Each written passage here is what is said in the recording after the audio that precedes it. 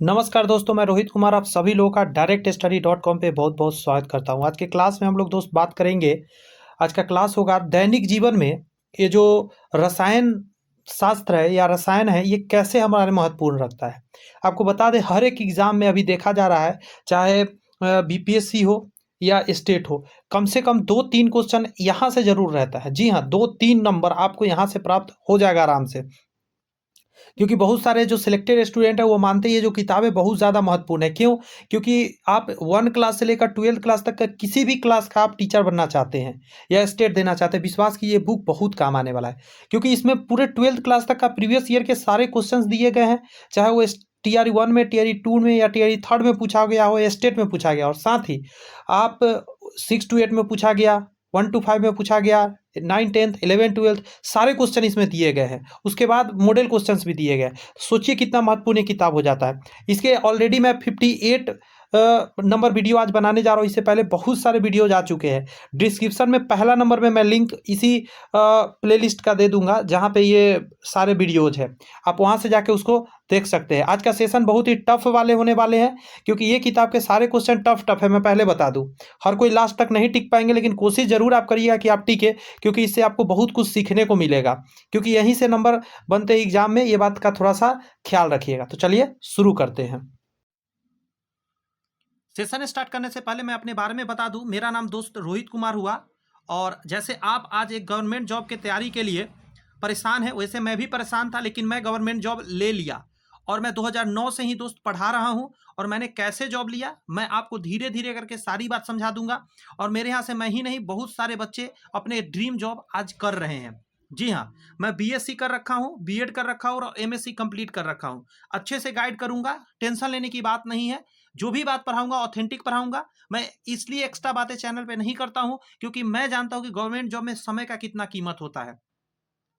कम समय में ज्यादा कंटेंट के लिए आप आते हैं, तो वही आपको मिलेगा हमारे चैनल पे। तो चलिए सेशन को देखते हैं। दैनिक जीवन में रसायन आपको पता होना चाहिए, टीआरई 1 हो या 2 हो, 3rd हो टीआरई या स्टेट के एग्जाम हो, इन सारे एग्जाम्स में कहीं ना कहीं केमिस्ट्री के इस पोर्शन से बहुत सारे क्वेश्चंस बनते हैं, क्योंकि ये हमारे जीवन से जुड़ा हुआ है, इसलिए बहुत क्वेश्चन यहाँ से बनते हैं। पहला प्रश्न की यदि हम बात करें, आपके सामने है, बहुत ही बेहतरीन ये प्रश्न है। प्राकृतिक रबर किसका बहुलक है? ये 11-12 में पूछा है, बट 1 to 5 में भी ये पूछ सकता है, क्योंकि इसको ज़्यादा टफ क्वेश्चन मत समझिएगा। बात समझ में आ रही है? इसका आंसर देंगे आप आइसोप्रीन। क्या होगा इसका आंसर? आइसोप्रीन होगा। ध्यान रखिएगा इस चीज को, ध्यान रखिएगा। नेक्स्ट क्वेश्चन, निम्नलिखित में से कौन सा टोलेंस अभिकर्मक को उपचयित करता है? ध्यान रखिएगा, टोलेंस अभिकर्मक को उपचयित कर रहा है, ग्लूकोज होता है इसका आंसर। और इसका डिटेल भी हम लोग थोड़ा देर में देखेंगे। बात समझ में आ रही है? डिटेल के लिए हम लोग थोड़ा देर बाद हम लोग क्या करेंगे, इसके पीछे दिया गया है सारे डिटेल, ये सारे डिटेल हम लोग करेंगे थोड़ा देर बाद। पहले एक बार क्वेश्चन आंसर कर ले, क्योंकि एग्जाम में तो क्वेश्चन आंसर ही आना है, लेकिन अच्छे से इससे डिटेल और भी क्वेश्चन देखेंगे हम लोग। तो पहले ये समझिए, निम्नलिखित में से कौन सा टोलेंस अभिकर्मक को उपचयित कर रहा है? उपचयित करने वाला ग्लूकोज है, याद रहेगा। इसका हमने कहा आइसोप्रीन, इसका हमने कहा ग्लूकोज। आइए, यहाँ है, निम्नलिखित में से किस कीटनाशक का उपयोग वर्जित है? सरकार ने वर्जित कर दिया। ये भी 11-12 में आया हुआ है, पार्ट 2 में आया था, बीपीएससी टीआरई 1 में आया था। तो ये जो क्वेश्चन है, इसको आंसर देंगे डीडीटी। ये जो डीडीटी है, इसका प्रयोग को सरकार ने क्या कर दिया? बैन कर रखा है कि ये नहीं करना है प्रयोग। अब सोच रहे होंगे ऐसा क्यों? क्योंकि ये कहीं ना कहीं वातावरण के लिए सही नहीं है, प्रदूषण का काम करता है, इसीलिए। नेक्स्ट क्वेश्चन है, निम्नलिखित हैलाइडो को SN2 अभिक्रियाशीलता के बढ़ते क्रम में व्यवस्थित किया जाए।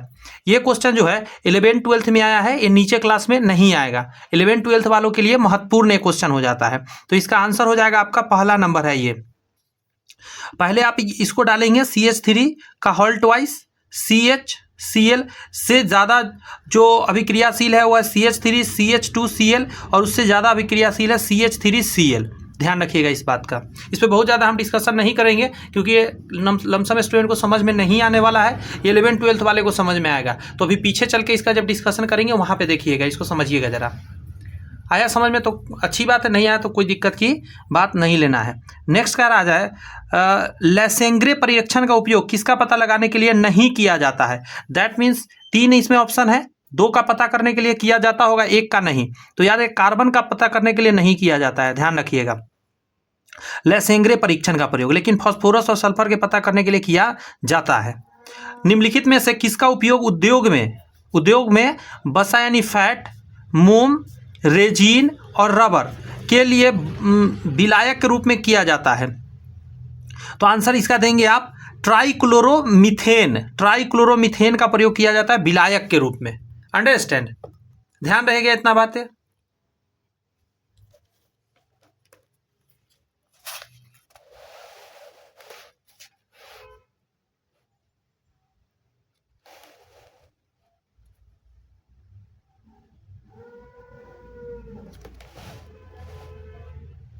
जी हाँ, माचिस की डिब्बी में रगड़ने वाले सतह पर मौजूद मुख्य रासायनिक घटक क्या है? वेरी वेरी इंपॉर्टेंट ये क्वेश्चन है, बहुत महत्वपूर्ण ये क्वेश्चन है।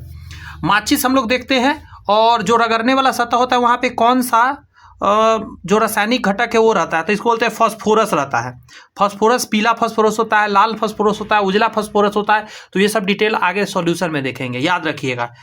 ये हर क्लास के लिए इंपॉर्टेंट क्वेश्चन है, ये नहीं सोचिएगा कि ये सिर्फ 1 to 5 में ही आएगा, जी नहीं, ऐसा नहीं है।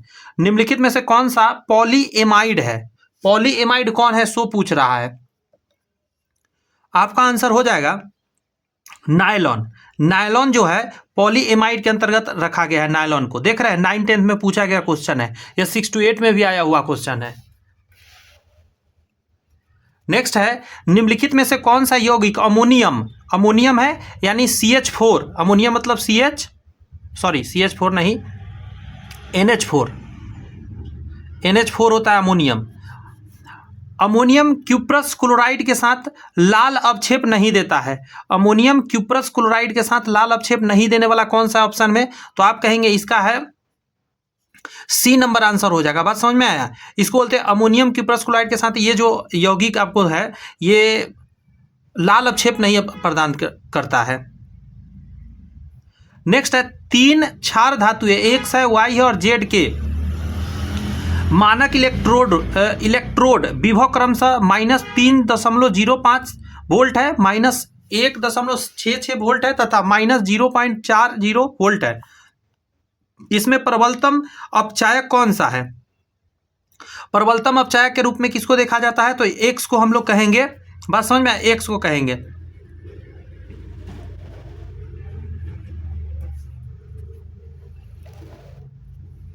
निम्नलिखित में से किस विटामिन में कोबाल्ट होता है? तो विटामिन B12 के में कोबाल्ट होता है। बायोलॉजी भी पढ़ा रहे थे उस समय, ये बताए थे हम। बात समझ में आया? और किसका क्या नाम है वो सभी अभी हम लोग देखेंगे, इसका थ्योरी पढ़ेंगे तो सारे चीज हम लोग देखेंगे। यहाँ के बाद मॉडल क्वेश्चन से स्टार्ट हो जाता है। तो पहले हम लोगों ने जो 11 क्वेश्चन किया है, इस 11 क्वेश्चन का आइए थ्योरी पहले कर लेते हैं, फिर जाके हम लोग मॉडल क्वेश्चन पर आएंगे। अंडरस्टैंड? आइए,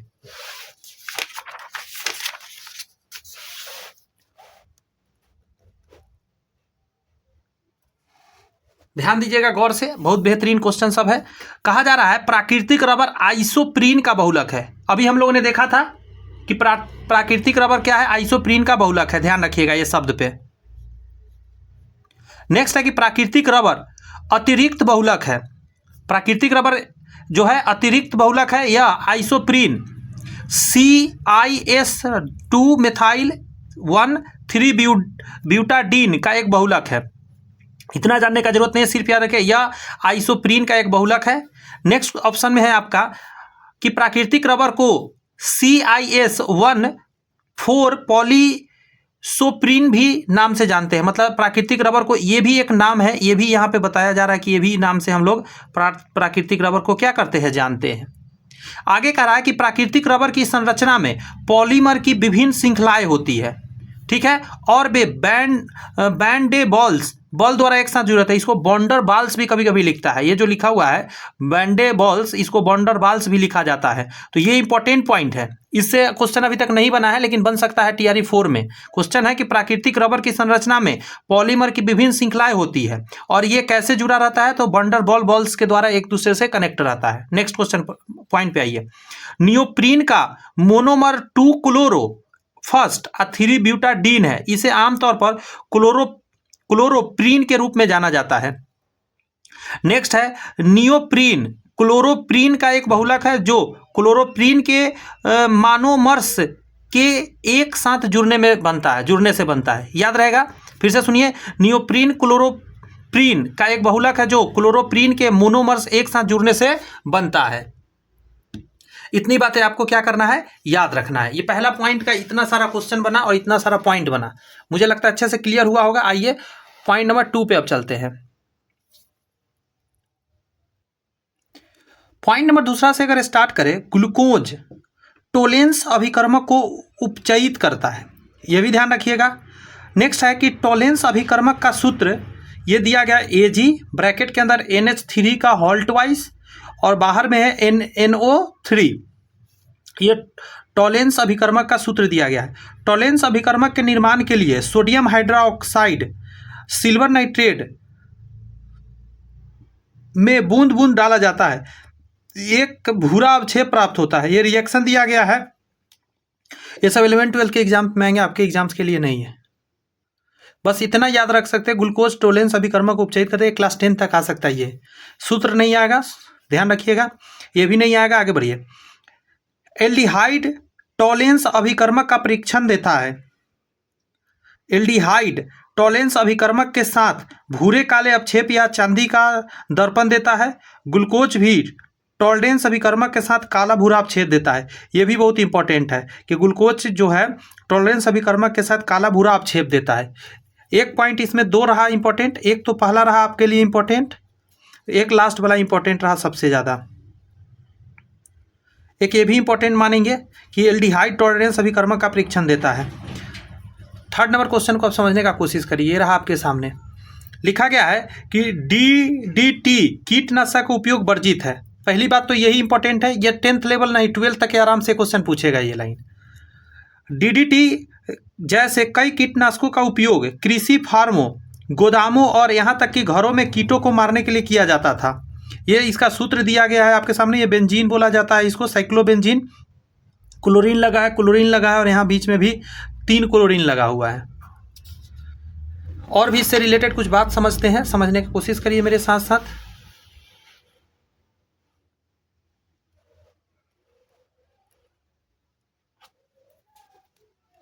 कहा जाता है, एकदम गौर से सुनिएगा इस पॉइंट को, DDT गैर बायोडिग्रेडेबल है। इसका क्या मतलब होता है बताते हैं अभी। और जीवों को नुकसान पहुंचाने वाले प्रदूषकों के रूप में कार्य करता है। एक होता है जो आलू का छिलका है या केले का छिलका है, वो गल जाएगा, पेपर है वो गल जाएगा, वातावरण में खत्म हो जाएगा, उसको बायोडिग्रेडेबल बोलते हैं। लेकिन गैर बायोडिग्रेडेबल का मतलब है वो खत्म नहीं होता है, वातावरण में ही मौजूद रह जाता है, इसीलिए प्लास्टिक के जैसा। यह मनुष्य के खाद्य जाल में प्रवेश कर सर्वाधिक जैव आवर्धित रसायनों के रूप में प्रदूषण फैलाता है। बहुत इंपॉर्टेंट लाइन है भैया। DDT का पूर्ण रूप होता है डाइक्लोरो डाइफिनॉल ट्राइक्लोरो इथेन। मिथेन नहीं होता है, इथेन होता है लास्ट में, ध्यान रखना है। वेरी वेरी इंपॉर्टेंट लाइन है। ये फुल फॉर्म कई बार एग्जाम में, अलग अलग एग्जाम में आए हुए हैं, तो ध्यान रखिएगा, ये पूछ सकता है। IAS वगैरह के एग्जाम में भी कई बार ये फुल फॉर्म पूछा हुआ है। आगे कहता है, यह प्रथम आधुनिक कीटनाशक है। क्या है? प्रथम आधुनिक कीटनाशक है, जिसका संश्लेषण 1940 में पॉल मूलर द्वारा किया गया था। बात समझ में आया? तो याद रखना है इसको। ये कब किया गया और किसने किया, ये 11 12 का एग्जाम में पूछेगा, लेकिन उसके नीचे वाला में पूछा जाएगा कि यह प्राथमिक आधुनिक कीटनाशक है। याद रखना है। आगे बढ़ते हैं बात को। हर एक लाइन एग्जाम का क्वेश्चन बन सकता है, इसलिए प्लीज इसको हल्के में ना लीजिएगा। ये सेशंस को हल्के में लेने वाला कोई सेशन नहीं है, क्योंकि सारे एग्जाम में आए हुए हैं, उसी का यहाँ पे डिटेल किया जा रहा है।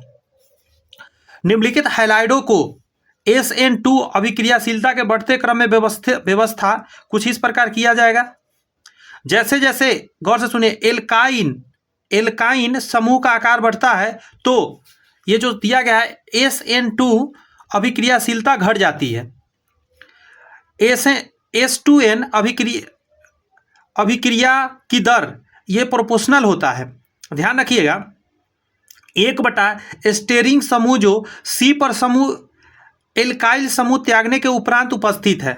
S2N कहिए या SN2 कहिए, अभिक्रिया में एल्कोहल हेलाइड समूह की अभिक्रियाशीलता कुछ इस प्रकार है। मेथाइल के बाद प्राथमिक हेलाइड, द्वितीयक हेलाइड और तृतीयक हेलाइड, इस तरह के सीक्वेंस चलता है। आगे आइए, ये सारे क्वेश्चन 11th-12th वालों के लिए इंपॉर्टेंट है। अगर आप 11th-12th का नहीं दे रहे एग्जाम तो ये नहीं भी समझ में आता, कोई दिक्कत की बात नहीं है। 11th-12th वाले हैं, अगर आपका 11th-12th अच्छे से पढ़े हैं, उनको ये पल्ले पढ़ा होगा, समझ में आया होगा, अन्यथा दिक्कत हो रहा होगा।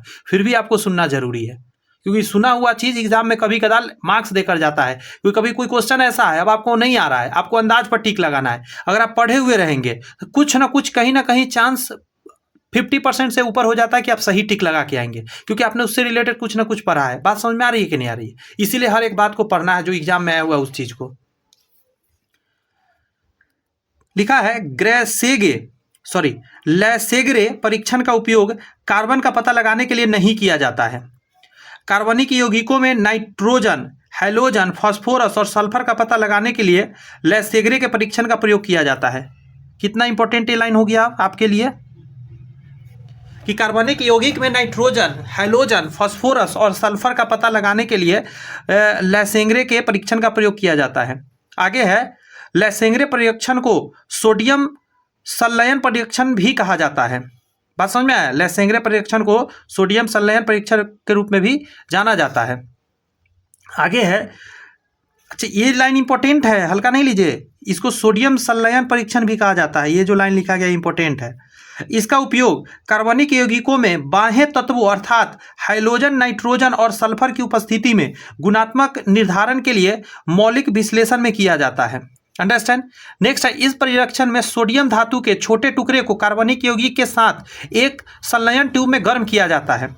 सोडियम उपस्थित सभी तत्वों को आयनिक रूप से परिवर्तित करता है। जैसे सोडियम कार्बन नाइट्रोजन है तो सोडियम कार्बन नाइट्रोजन से मिलकर एक यौगिक बन जाता है। सोडियम है, सल्फर के साथ सोडियम का एक यौगिक सल्फर का यौगिक बनता है। सोडियम एक्स के साथ सोडियम एक्स बनाता है। कहा जाता है, नेक्स्ट टॉपिक आपके सामने, कि यह आयनिक यौगिक है जो जलीय घोल से निकलने पर SNP एवं हैलोजन की उपस्थिति की बताती है। एक्स हैलोजन को बताता है। हैलोजन में कौन कौन आता है? आयोडीन, ब्रोमीन, क्लोरीन, फ्लोरीन, ये सभी है हैलोजन्स। यहाँ कोई भी हो सकता है, सेम रिएक्शन होगा। अंडरस्टैंड? एक लास्ट पॉइंट है नीचे, ये नेक्स्ट पॉइंट का है कि ट्राइक्लोरोमीथेन का उपयोग उद्योग में वसा, मोम, रेजिन और रबर के लिए विलायक के रूप में किया जाता है। ये जो है वेरी वेरी इंपॉर्टेंट ये लाइन है।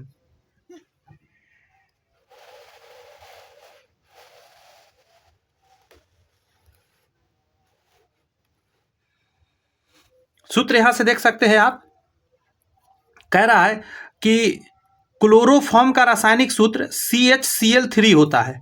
और क्लोरोफॉर्म एग्जाम में बहुत बार एग्जाम में आया हुआ है। क्लोरोफॉर्म ने निम्नलिखित उपयोग है, के। अब क्या क्या है? वेरी वेरी इंपॉर्टेंट पॉइंट, महत्वपूर्ण विलायक के रूप में होता है। दूसरा पॉइंट कह रहा है प्रयोगशाला अभिकर्मक के रूप में होता है। ये बहुत इंपॉर्टेंट लाइन है ये। नेक्स्ट है, क्लोरोप्रीक्रीन के निर्माण में किया जाता है। औषधियों के रूप में, वेरी वेरी इंपॉर्टेंट, औषधियों के रूप में एवं एनेस्थेटिक के रूप में भी किया जाता है, बेहोश करने के लिए। बात समझ में आया? तो हर एक पॉइंट यहाँ से यहाँ तक इंपॉर्टेंट है। 1 to 5, 6 to 8, 9, 10, 11, 12 सभी के लिए लाइन इंपॉर्टेंट था। आगे बढ़ता हूँ। माचिस की डिब्बी में रगड़ने वाली सतह पर मौजूद मुख्य रासायनिक घटक फास्फोरस है। ये पता होना चाहिए हर एक स्टूडेंट को। माचिस की तिल्ली की सतह में लाल फास्फोरस होता है। Very very important, very very important. माचिस की तिल्ली के ऊपर पोटेशियम क्लोरेट होता है। यह भी इंपॉर्टेंट है। माचिस की तिल्ली के ऊपर पोटेशियम क्लोरेट होता है। नेक्स्ट है आपका पॉइंट कि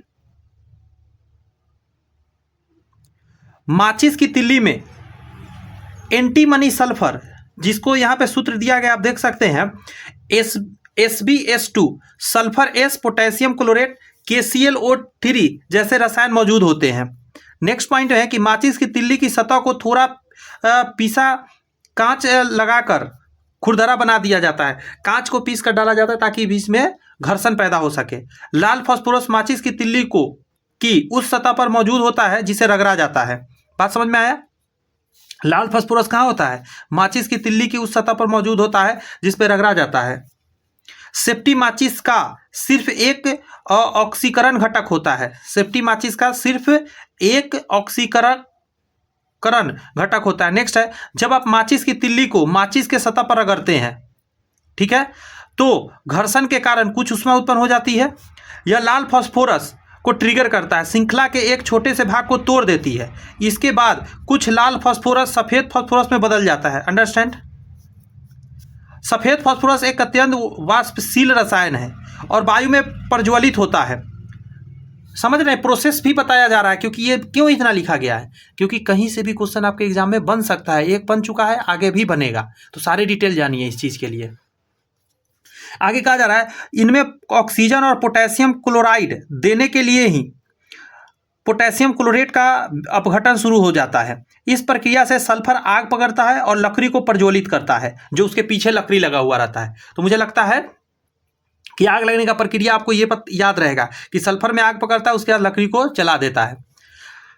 नायलॉन पॉलीएमाइड है, पहला ही line very very important, exam में अभी जस्ट आया। आगे कहा जा रहा है नायलॉन सबसे उपयोगी सिंथेटिक सामग्री है जिसका अनुप्रयोग दैनिक जीवन की गतिविधियों से लेकर उद्योग के विभिन्न क्षेत्र में होता है। नायलॉन के प्रकार निम्न है। नायलॉन के प्रकार को थोड़ा सा समझने का प्रयत्न करते आइए। नायलॉन के प्रकार निम्न है। नायलॉन 6, इसका विकास स्टार लगा देता हूं इसमें पहले हम। नायलॉन 6, इसका विकास पॉल स्लैक ने किया था। ये जरूरत नहीं है याद रखने का। यह रिंग ओपनिंग पॉलीमराइजेशन द्वारा बनता है। नेक्स्ट है नायलॉन 510, यह सेबासिक और पेंटामेथिलीन डाइमाइड एसिड से प्राप्त किया जाता है। नायलॉन 1 और 6, यह एसिड कैटेलिसिस की सहायता से डाइट्रिट्राल्स से निर्मित होता है, डाइनिट्राल्स से। नायलॉन 6 बॉलेस कैर्थस ने एमाइड के प्रयोग के साथ नायलॉन 6 का निर्माण किया था। आपको सिर्फ नाम पर ध्यान देना है। बात समझ में आया? ये सारे प्रोसेस को ध्यान रखने की जरूरत ज्यादा नहीं है। फिर वही बात बोलेंगे, लेकिन समझना हर चीज को है, सुना हुआ रहेगा तो अच्छा रहेगा। नायलॉन के महत्वपूर्ण गुण वेरी वेरी इंपॉर्टेंट, ये डबल स्टार लगा सकते हैं। पहला पॉइंट है यह बहुत मजबूत और लोचदार होता है। वास्तव में नायलॉन का धागा स्टील के तार से भी अधिक मजबूत होता है। ये जो लाइन लिखा गया बाद वाला, ये नए एग्जाम में आने के लिए बहुत इंपॉर्टेंट है। नायलॉन का धागा जो होता है स्टील के तार से भी मजबूत होता है। उतना ही पतला स्टील का तार टूट जाएगा, लेकिन नायलॉन का तार नहीं टूटेगा। यह घिसाव प्रतिरोधी है, इसीलिए नायलॉन से बना कपड़ा लंबे समय तक चलता है।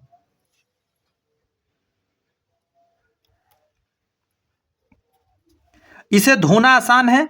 यह बहुत कम पानी सोखता है, इसीलिए नायलॉन से बने कपड़े जल्दी सूख जाते हैं। यह देखने में चमकदार भी होता है। तो ये सारे पॉइंट को माइंड में सेट करिए। पॉइंट आगे आइए। CH3-C ट्रिपल बॉन्ड C-CH3 यौगिक अमोनियम क्यूप्रस क्लोराइड के साथ लाल अवक्षेप नहीं देता है। कहा जाता है टर्मिनल एल्काइन में अम्लीय हाइड्रोजन होता है। ये टर्मिनल एल्काइन, अच्छा इसका नाम आप बता पाएंगे क्या? नाम बता पाएंगे क्या? यहां देखिए जरा, मैं कुछ लिखता हूं, इसको छोटा करता हूं। 1 2 3 4, कार्बन कितना है? C4, H कितना है? काउंट कीजिए, 3 और 3 6। आपको एक सूत्र पता होना चाहिए, CnH 2n+2, CnH 2n और CnH 2n-2। ये जो है ना एल्केन का है सूत्र, ये जो है एल्कीन का है, ये है एल्काइन का। देखिए तो क्या इस पर ये सेट हो रहा है किसी एक पर? आपको दिखा नहीं क्या? अब दिखेगा, सॉरी मैं गलत लिख दिया डायरेक्शन में करके। CnH 2n+2 है तो एल्केन का यह सामान्य सूत्र है। CnH 2n है, 2 कम गया तो एल्कीन का हो गया, 2 और कम कर देंगे CnH 2n-2 एल्काइन का हो जाएगा। अब देखिए किस पर सेट हो रहा है, फिर मैं नाम बताता हूँ। आप कहेंगे n के जगह पर यदि 4 लेते हैं तो 4 दूनी 8 और +2 10 होता, तब ये इस पर होता। 4 यहाँ लेंगे तो 4 दूनी 8 यहाँ होना चाहिए था, लेकिन 4 यहाँ लेंगे तो 4 दूनी 8 में से 2 गया तो 6 आएगा, यानी ये किस पर सेट हुआ? इस पर सेट हुआ। अच्छा एक चीज़ आप जानिए, सबसे पहला होता है CH4, इसको मेथेन बोलते हैं, और CH अगर इसमें से 2 कम कर देंगे तो ये होना चाहिए था मेथीन, बट ऐसा कुछ बन ही नहीं पाता है, क्योंकि ये दोनों में कम से कम बनने के लिए डबल बॉन्ड, इसमें डबल बॉन्ड का जरूरत पड़ता है और इसमें ट्रिपल बॉन्ड का जरूरत पड़ता है। तो दैट मीन्स कम से कम 2 कार्बन जरूरत होता है, इसमें भी 2 कार्बन कम से कम जरूरत पड़ता है। अब आइए जरा, अब दूसरा नंबर क्या होता है, C2H, 2 दूनी 4 2 6 होता है, तो इसको बोलते हैं मेथेन के बाद एथेन। अभी वाला हमारा है उसमें कार्बन 4 है, तो आगे बढ़ते हैं। अब देखिएगा, पहले तो methane, ethane, propane, butane, C3, 3 दूनी 6 1 6 2 8, और आगे हो जाएगा C4H, 4 दूनी 8 2 10। ठीक है, ब्यूटेन तक पहुंचे। मेथेन, एथेन, प्रोपेन, ब्यूटेन, इसके बाद आता है पेंटेन, बात समझे, C5 12 आ जाता है। तो ये मैं पहला वाला बता रहा हूँ, इसका बता रहा हूँ, बट अब इसी चीज़ से मैं बनाने वाला हूँ। इसी से क्या नाम पड़ेगा, तो इसमें अगर हम जाएंगे तो आइन लगता है लास्ट में, और इसमें इन लगता है। तो चूंकि हमको जाना है क्या, यहाँ पे 4 लेना है, तो यहाँ पे क्या करना है, सिर्फ डबल करके 2 घटा भी देना है। 8 में से 2 गया 6, तो हम इस सूत्र पर आ गए हैं, तो आइन लगना चाहिए, तो ब्यूटाइन हो जाएगा। इसका नाम क्या हो जाएगा, ब्यूटाइन। ये क्या है लिखा हुआ, ब्यूटाइन का ये सूत्र है। बस समझे कैसे निकाल के मैं बताया, इस तरीका के आप बता सकते हैं। यदि मान के चलिए C4 होता है, इसका डबल यहाँ लिखते, तो डबल वाला ये होता है ना, तो ब्यूटीन हो जाता। क्या नाम इसका पड़ जाता, ब्यूटीन हो जाता। अंडरस्टैंड। आइए आगे बढ़ते हैं। तो ब्यूटाइन है, ये सारी बात बता दिया, फिर से एक बार बता देते हैं। इतना ब्यूटीन है, ब्यूटाइन है, यौगिक अमोनियम क्यूप्रस क्लोराइड के साथ लाल अपक्षेप नहीं देता है। टर्मिनल एल्काइन में अम्लीय हाइड्रोजन होता है। ये टर्मिनल एल्काइन क्यूप्रिक क्लोराइड के अमोनिया कल घोल के साथ प्रतिक्रिया करके कॉपर एल्कलाइन का लाल अपक्षेप देता है। अभी जितनी बात मैंने पढ़ा ये सभी 11 12 वालों के लिए इंपॉर्टेंट है, आप लोग के लिए इंपॉर्टेंट नहीं है, अगर नीचे क्लास के लिए आप तैयारी करते हैं। बट सुने रहिए, भागिए मत इन चीज़ों से। मैं चाहता नहीं कि आप भागें, मैं हल्का हल्का ला के आपको पढ़ा सकता हूँ। बहुत तेज़ी से सब्सक्राइबर बढ़ते हैं, बहुत सारा व्यू आते हैं, मुझे पता है, लेकिन रिजल्ट नहीं आते हैं। रिजल्ट भी तो लाना है ना, इसीलिए हल्का भारी हर चीज़ मैं लेके आपके बीच रखूँगा, आपको अच्छा लगे या ना लगे। 2 ब्यूटाइन एक गैर टर्मिनल एल्काइन है, जबकि अन्य यौगिक टर्मिनल एल्काइन है। इसीलिए 2 butyne H3C triple bond C-CH2-CH3 ammonium cuprous chloride के साथ अपक्षेप नहीं देता है। यह प्रक्रिया केवल टर्मिनल एल्काइन द्वारा प्रदर्शित की जाती है, जिसमें अम्लीय हाइड्रोजन परमाणु होते हैं। आया समझ, तो अच्छी बात, नहीं तो कोई दिक्कत नहीं है, मिट्टी डालिए। क्वेश्चन नंबर 10 पे अब आइए। ये कह रहा है 3 क्षार धातु है, X है, Y है, Z है, जिसके मानक इलेक्ट्रोड विभव क्रमशः -3.05 वोल्ट है, -1.66 वोल्ट है तथा -0.40 वोल्ट है। इसमें प्रबलतम अपचायक X है। यहाँ देख सकते हैं X एक्वस बनाया गया है, इलेक्ट्रॉन इसके साथ ऐड होगा तो X बनेगा। कहा जा रहा है X हैलोजन का नहीं, यहाँ पे हैलोजन का मतलब नहीं है, सॉरी। यहाँ पे कह रहा है E0 की बात करें तो ये -3.05 वोल्ट देता है। उसी तरह सबका देखेंगे आप, यहाँ पे लिख दिया गया है, तो आपको डायरेक्ट याद रखना पड़ेगा क्या कि जो X है इसमें क्या है, प्रबलतम अपचायक है। आगे कहता है मानक कमी क्षमता जितनी अधिक नकारात्मक होगी, इलेक्ट्रॉन खोने की प्रवृत्ति उतनी ही अधिक होगी। यही लाइन पर फोकस करिए कि मानक कमी क्षमता जितनी अधिक नकारात्मक होगी। बात समझ में आ रही है, इलेक्ट्रॉन खोने की प्रवृत्ति उतनी अधिक होगी। तो सबसे कम किसका है, -3.0 वोल्ट है ना, सबसे कम इसी का, इसीलिए X क्या है, अपचायक है सबसे बड़ा। तो इस पॉइंट पर फोकस करिएगा ना, तो आपको समझ में आ जाएगा कि इसका आंसर किस आधार पर दिया जा रहा है। क्षार धातु है, ये बहुत इंपॉर्टेंट है कि क्षार धातु है अपचयन द्वारा प्रबल अपचायक के रूप में कार्य करता है। बात समझे कि प्रबल अपचायक के रूप में कौन काम करता है, क्षार धातु है। अब क्षार धातु क्या है, थोड़ा सा नेट पे सर्च करके देखिए जरा, क्षार धातु समझ में आपको आ जाएगा। पीरियोडिक टेबल में शुरू में रहता है क्षार धातु। विटामिन B12 में कोबाल्ट पाया जाता है। ट्रिपल स्टार लगा लीजिए जरा, क्योंकि सबसे अभी तक के पॉइंट जितना पढ़े उसमें सारे ही सबसे इंपॉर्टेंट पॉइंट अभी हम पढ़ने जा रहे हैं सारे क्लासेस के लिए। 1 से एकदम 12th क्लास तक के टीचर बनना चाहते हैं तो इंपॉर्टेंट है आपके लिए। विटामिन B12 में कोबाल्ट पाया जाता है। विटामिन B12 या कोबालामीन प्राकृतिक रूप से पशु खाद्य पदार्थों में पाया जाता है। इसे भोजन या पूरक आहार में जोड़ा जा सकता है। लाल रक्त कोशिकाओं और डीएनए के निर्माण के लिए विटामिन B12 आवश्यक होता है। Very very important point. यह मस्तिष्क और तंत्रिका कोशिकाओं के कार्य और विकास में भी महत्वपूर्ण भूमिका निभाती है। विटामिन B12 हमारे द्वारा खाए जाने वाले खाद्य पदार्थ में प्रोटीन को बांधता है। बांधता किसको है? प्रोटीन को। पेट में हाइड्रोक्लोरिक एसिड और एंजाइम विटामिन B12 को इसके मुक्त रूप में बांध देता है। आगे कहा जा रहा है बांध देता है। वहाँ से विटामिन B12 आंतरिक कारक नामक प्रोटीन के साथ जुड़ता है ताकि इसे छोटी आंत में और नीचे अवशोषित किया जा सके। सभी विटामिन बी के केमिकल नाम इस प्रकार है। ये बहुत इंपॉर्टेंट पॉइंट हो जाता है। इसमें 50 स्टार लगा सकते हैं आप, अगर आप स्टार लगाने में सक्षम है तो। मैं तो 5 फिलहाल लगा दे रहा हूँ क्योंकि इतना इंपॉर्टेंट है, आपको याद रखना है। देखिए विटामिन B1 का नाम है थायामीन। मेरा बाबू ने था ना थाया, सबसे पहले आप यही ना पूछते हैं, तो सबसे पहले थायामीन होता है। थाना थाया सबसे पहला तो यही काम है, खाना खाना। दूसरा नंबर कहा जाता है राइबोफ्लेविन, फिर फूल दिया जाता है। पहले खाना खिलाया जाता है, फिर क्या किया जाता है? फूल दिया जाता है। राइबोफ्लोविन फ्लावर 2 नंबर में। विटामिन B2 का नाम है ये। तीसरा में नियासिन, फिर नखरा उठाना पड़ता है। 3rd नंबर में विटामिन B3 का नाम क्या है? नियासिन। आगे है पेंटोथोनिक एसिड। 5 का पेंटाथोनिक, इसका याद रखने का तरीका 5 पेंटा होता है ना, 5 से पेंटा 5। B5 का पेंटोथोनिक एसिड याद रहेगा। 6 नंबर है पायरिडॉक्सिन। बात समझ आया? पायरिडॉक्सिन। देखिए इसमें 6 का सेंस आएगा पीछे में, और 6 है पायरिडॉक्सिन 6 जैसा फीलिंग आएगा। 6 और 6 जैसे इसमें पेंटा लगा हुआ है 5 के लिए, उसी तरह इसमें लगा। 7 में है बायोटीन। ठीक है, बायोटीन। आगे कहा जा रहा है बायोटीन का याद रखना आसान है क्योंकि 7 जब आप लिखते हैं ना तो इसमें 7 है। देखिए एक अक्षर 2 3 4 5 6 7।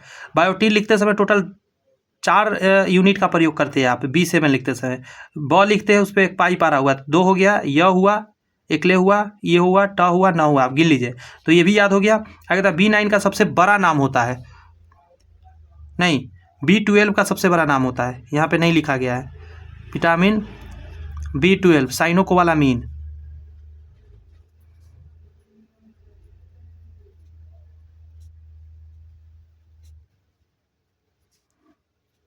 सबसे बड़ा इसी का नाम है। B9 इनका है, फोलेट बोलते हैं या फोलिक एसिड इसका नाम है। ठीक है, इसका सबसे अलग ही नाम है। तो बस इस तरह के याद रखिएगा। सबसे बड़ा नाम साइनोकोबालामीन। B1 का थायामीन होता है, B2 का होता है राइबोफ्लेविन, तीसरा होता है नियासिन, 5वां होता है पेंटेथोनिक एसिड, 6ठा होता है पायरिडॉक्सिन, 7 का होता है बायोटीन, B9 का होता है फॉलिक एसिड, और B12 का होता है साइनोकोबालामीन। इसके बीच में जो छूट गया, जैसे B4 छूट गया, बस समझ में, वो कोई भी नहीं होता। B10 B11 ऐसा कुछ होता ही नहीं है। बहुलीकरण जिसमें 2 या अधिक रासायनिक रूप से विभिन्न एकलक भाग लेते हैं कहलाते हैं। तो इसको हम लोग बोलते हैं सहबहुलीकरण। क्या नाम दिया जाता है इसको? सहबहुलीकरण। क्या होता है थोड़ी देर बाद मैं आपको समझाऊंगा। जब इसका 10 क्वेश्चन कर लेंगे मॉडल क्वेश्चन, फिर जाके हम लोग इसका थ्योरी करेंगे। टेफ्लॉन किस एकलक का बहुलक होता है? Very very important. टेफ्लॉन चढ़ाया जाता है बर्तन में ताकि उसमें चिपके नहीं खाना। तो ये होता है टेट्राफ्लोरोइथिलीन होता है। ध्यान रखिएगा, ये चीज पर फोकस करिएगा।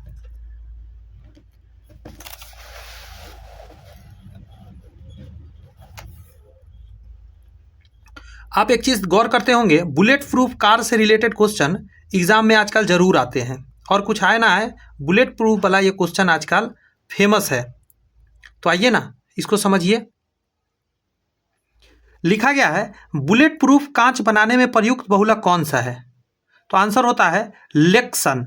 इसको क्या नाम से दिया जाना जाता है? लेक्सन जो होता है बुलेट कांच बनाने में प्रयुक्त बहुलक होता है। आर्लॉन बहुलक होता है, याद रखिएगा, विनाइल साइनाइड का होता है।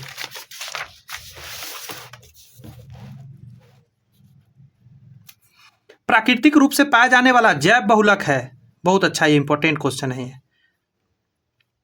डीएनए जो है प्राकृतिक रूप से पाया जाने वाला जैव बहुलक कहलाता है। नायलॉन 6 बना होता है, नायलॉन 6 जो होता है ये बना होता है आपका कैप्रोलैक्टम से, कैप्रोलैक्टम से बना होता है। अभी कुछ देर पहले हम लोग देखे भी थे। आइए और भी डिटेल अभी करेंगे, इसका भी डिटेल फिर से चीर फाड़ करेंगे, घबराना नहीं है, सबका ऑपरेशन क्वेश्चन का होएगा। एक सेकेंड, कुछ गंदगी लगा है। नायलॉन उस सभी संश्लेषित तंतु का नाम है जो बनते हैं, आंसर हो जाएगा पॉलीमेरिड एमाइड से, पॉलीमेरिक अमाइड से, ध्यान रखिएगा।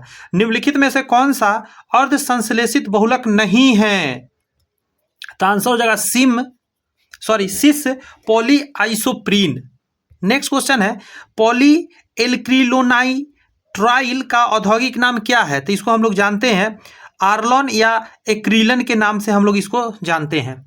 और कहा जा रहा है निम्न में से कौन सा बायोडिग्रेडेबल बहुलक है? बायोडिग्रेडेबल वो होता है, अभी थोड़ा देर पहले बताए थे, जो वातावरण में मिल जाता है, मिक्स हो जाता है। तो आपका आंसर हो जाएगा सेल्यूलोज, क्योंकि सारे पौधे में सेल्यूलोज होता है।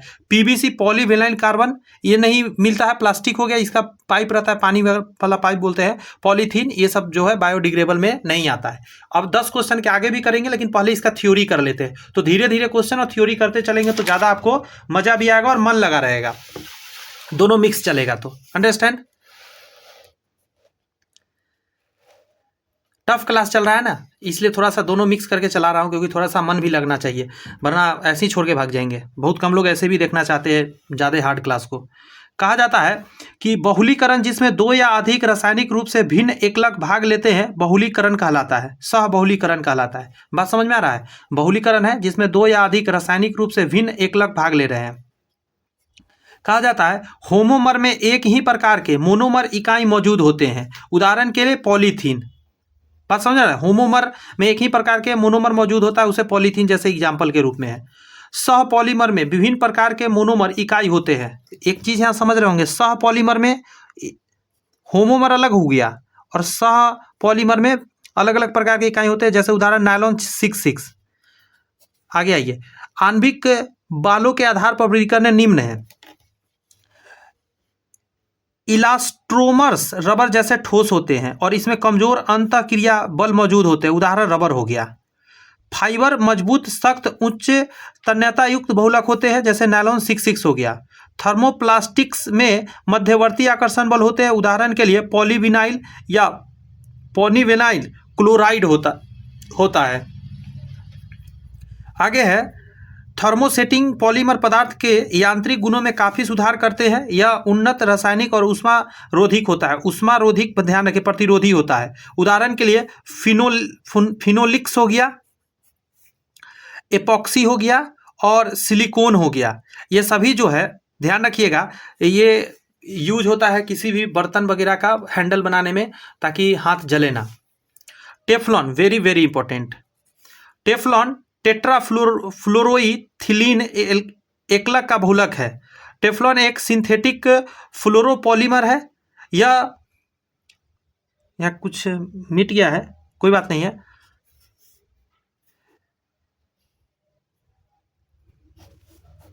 हटाइए, आगे आते हैं।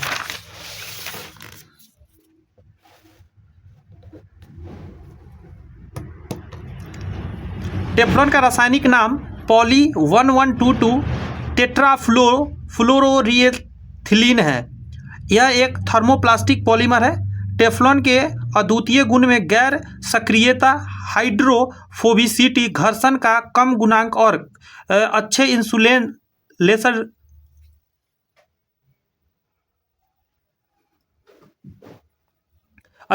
का गुण शामिल होता है।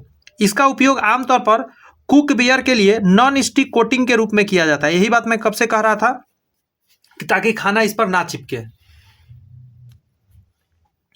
लेक्सन बुलेट कांच बनाने में प्रयुक्त बहुलक है। लेक्सन एक प्रकार का पॉलीकार्बोनेट अर्थात कार्बोनेट समूह से बना थर्मोसेटिंग पॉलीमर है। पॉलीकार्बोनेट का उपयोग बुलेट प्रतिरोध ग्लास बनाने के लिए किया जाता है, जो आमतौर पर बख्तबंद वाहनों में प्रयोग किया जाता है, मतलब जो व्यक्ति को सुरक्षा देना उसके लिए किया जाता है। ये कठोर होते हैं और देखने में पारदर्शी होते हैं, इंपॉर्टेंट है इसका गुण। यही कारण है कि बुलेट प्रूफ ग्लास बनाने के लिए लेमिनेटेड पॉलीकार्बोनेट लेक्सस का उपयोग किया जाता है। बोरॉन नाइट्राइड BN का उपयोग बुलेट प्रूफ जैकेट बनाने में किया जाता है। अब यहाँ पे वेरी इंपॉर्टेंट लाइन हो गया कि बोरोन नाइट्राइड BN का प्रयोग बुलेट प्रूफ जैकेट बनाने में किया जाता है। केवलर बुलेट प्रूफ जैकेट से प्रयुक्त होने वाला सामग्री है। अंडरस्टैंड? बातें समझ में आ रही है?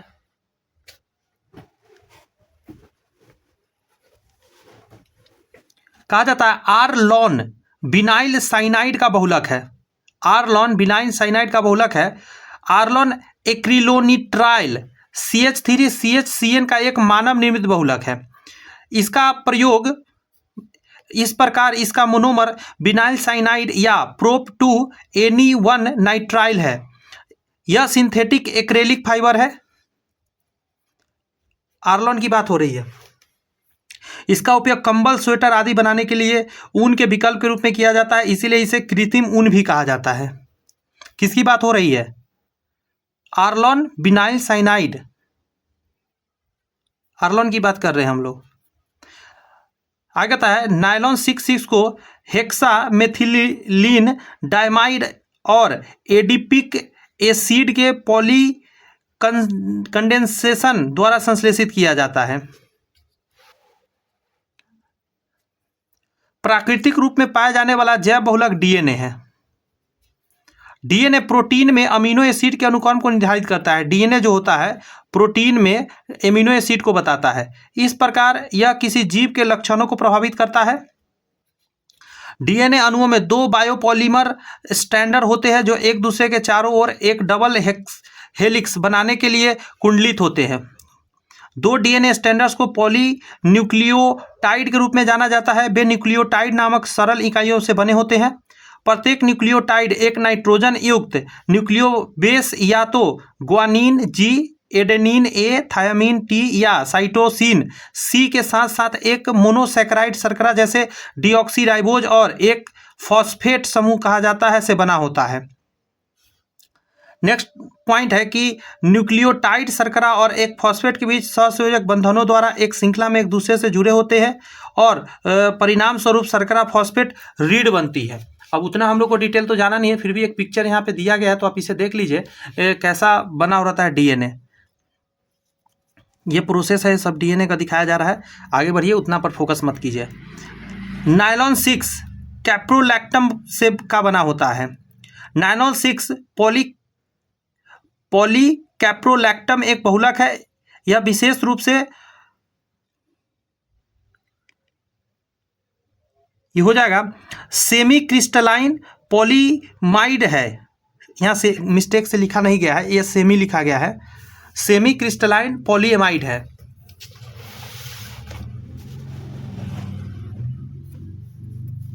अधिकांश अन्य नायलॉन के विपरीत नायलॉन 6 एक सघन बहुलक नहीं है, बल्कि यह रिंग ओपनिंग पॉलीमराइजेशन द्वारा बनता है।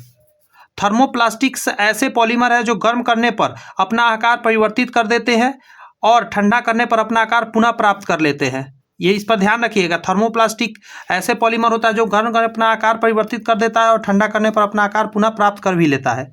थर्मोप्लास्टिक के अन्य उदाहरण जैसे नायलॉन हो गया, PVC हो गया, पॉलीस्टाइरीन आदि हो गया।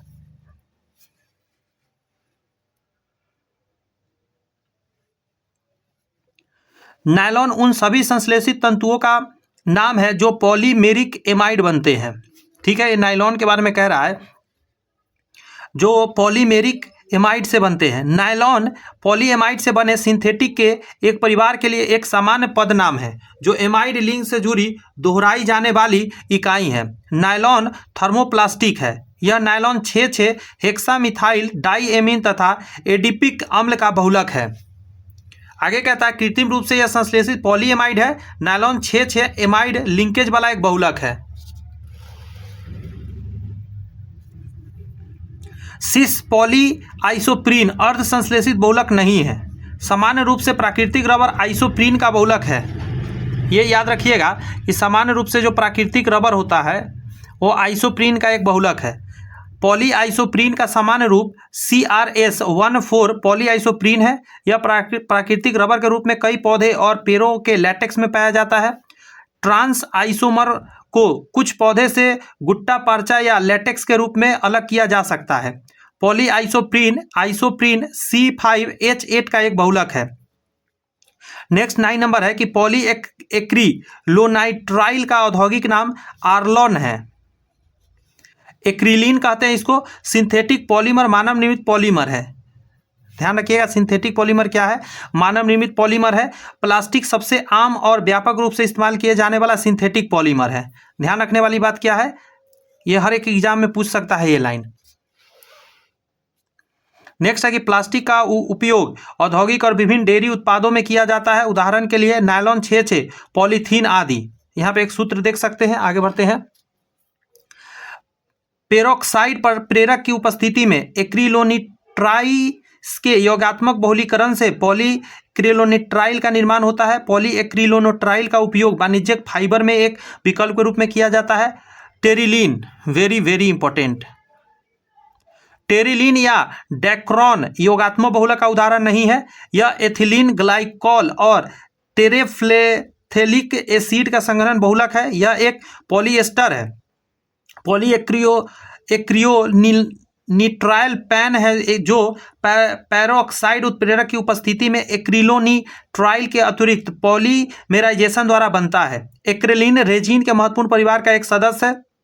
यह एक कठोर थर्मोप्लास्टिक सामग्री है जो अधिकांश सॉल्वेंट और रसायन के लिए प्रतिरोधी है। आगे पॉइंट में आपका है कि एक्रिलीन रेजिन के महत्वपूर्ण परिवार का एक सदस्य है। यह एक कठोर थर्मोप्लास्टिक सामग्री है जो अधिकांश सॉल्वेंट और रसायन के लिए प्रतिरोधी है। ध्यान रखेंगे इसका। यह जलने में धीमा और गैसों की सबसे कम पारगम्य होती है। सूत्र यहां देख सकते हैं। आगे कहता है सेल्यूलोज बायोडिग्रेडेबल बहुलक है। बायोडिग्रेडेबल पॉलीमर वे पॉलीमर है जो सूक्ष्म जीवों एंजाइमों की क्रिया से परिणाम स्वरूप एरोबिक या अवायवीय परिस्थितियों में विघटित हो जाते हैं। ऐसा नहीं कि विघटित नहीं होते, विघटित होना चाहिए। नेक्स्ट है सेल्यूलोज बायोपॉलीमर जैसे पॉलीपेप्टाइड्स, सेल्यूलोज पॉलीसेक्राइड्स, काइटिन या चिटोसन बोलते हैं। प्राकृतिक रबर खुले वायुमंडलीय परिस्थितियों में बायोडिग्रेडेबल है। पॉलीइथाइलिन ग्लाइकोल पीईजी एक पानी में घुलनशील सिंथेटिक पॉलीमर है जो बाइंडर, इमल्सिफायर और बहुत से घरेलू उपयोग सामानों के निर्माण में कच्चे पदार्थ के रूप में किया जाता है। गैर बायोडिग्रेडेबल पॉलीमर वे पॉलीमर जो रासायनिक रूप से निष्क्रिय होते हैं जिसके कारण विघटित होने में सूक्ष्म नहीं होते हैं, जैसे कि पीईटी हो गया, पीपी हो गया, पीई हो गया और पीएस हो गया। ये सभी जो है बायोडिग्रेडेबल के अंतर्गत नहीं, गैर बायोडिग्रेडेबल है। अच्छा, आगे थ्योरी 11 से करने से पहले अब हम लोग को फिर से क्वेश्चन पर एक राउंड आना है ताकि क्वेश्चन कर ले, फिर थ्योरी लेकर चलेंगे। 11 नंबर प्रश्न आपके स्क्रीन पर कुछ इस प्रकार रहा।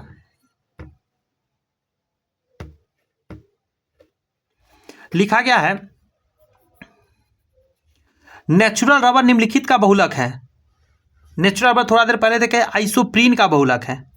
क्या हो जाएगा? आइसोप्रीन। अब हम लोग पढ़े भी थे।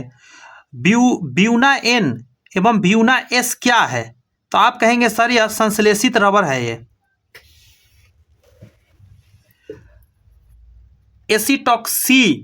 एसीटॉक्सी बेंजोइक अम्ल कार्य करता है। आपका आंसर हो जाएगा पीराहारी के रूप में। आगे है LSD lysergic acidic diethyl amide. बात समझ में आया? इसको बोलते हैं साइकोडेलिक औषधि के रूप में काम करता है। प्रतिजैविक जिसका उपयोग टाइफाइड के निदान में किया जाता है। वेरी वेरी इंपॉर्टेंट क्वेश्चन है ये। आंसर हो जाएगा क्लोरेफेनिकोल। निम्नलिखित में से कौन सा प्राकृतिक मधुरक है? प्राकृतिक मधुरक बोल रहा है, तो आंसर क्या दीजिएगा? एलिटेम। निम्नलिखित में से अनआयनिक अपमार्जक कौन सा है? तो इसको बोलते हैं हम लोग लॉरिल एल्कोहल एंथ्रोक्सिलेट। थोड़ा सा पढ़ना हार्ड होता है बट कोई नहीं, मैं हर एक चीज़ कोशिश करके पढ़ के आपके सामने रखूंगा। आपको कोशिश करूंगा कि आपको सारी बात क्लियर कर दूं। नेक्स्ट है एस्प्रीन। एस्प्रीन हम लोग जानते हैं, बहुत इंपॉर्टेंट है ये। कहा जाता है ये ज्वरनाशी है, बुखार वगैरह में दिया जाता है। निम्नलिखित में से किसका प्रयोग प्राकृतिक एंटीऑक्सीडेंट के रूप में होता है?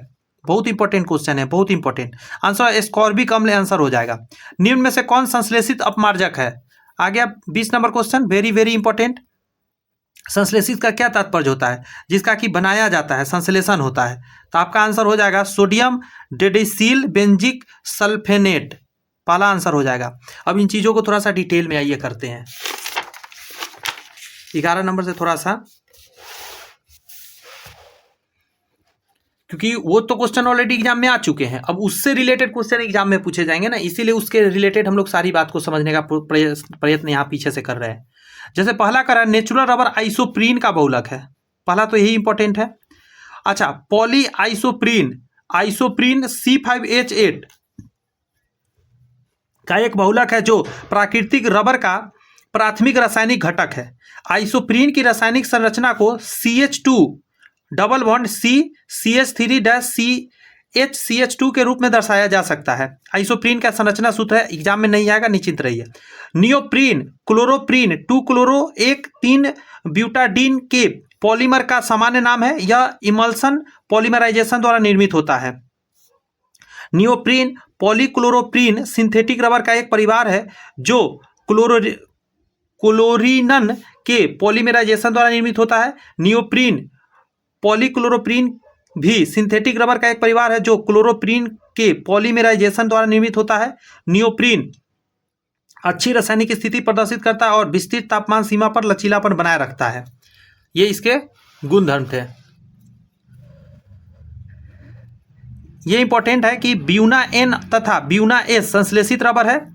नाइट्राइल रबर, जिसे एक्रिलोनिट्राइल ब्यूटाडीन रबर NBR या बुना N के रूप में भी जाना जाता है, एक कृत्रिम रूप से उत्पादित पेट्रोलियम आधारित रबर है जो डाई, कट, सील एवं गैस्टिक के लिए आदर्श है।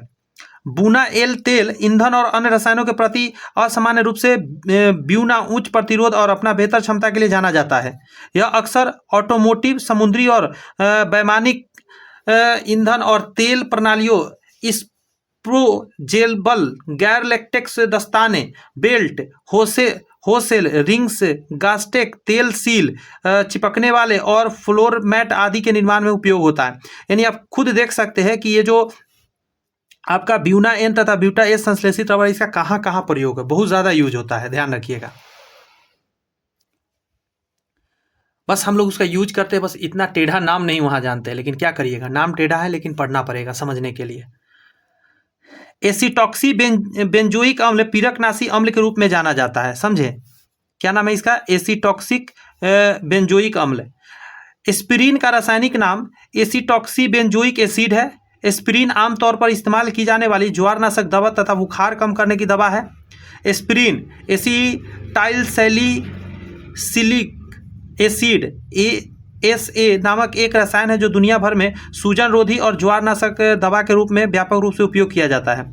पैरासीटामोल, ये जानते हैं ना, पैरासीटामोल फिनोल के वर्ग का एक सदस्य जो 4 इम्यूनोफेनॉल है, जिसमें अमीनो समूह में से जुड़े हाइड्रोजन से एक को एसिटाइल समूह द्वारा प्रतिस्थापित किया जाता है।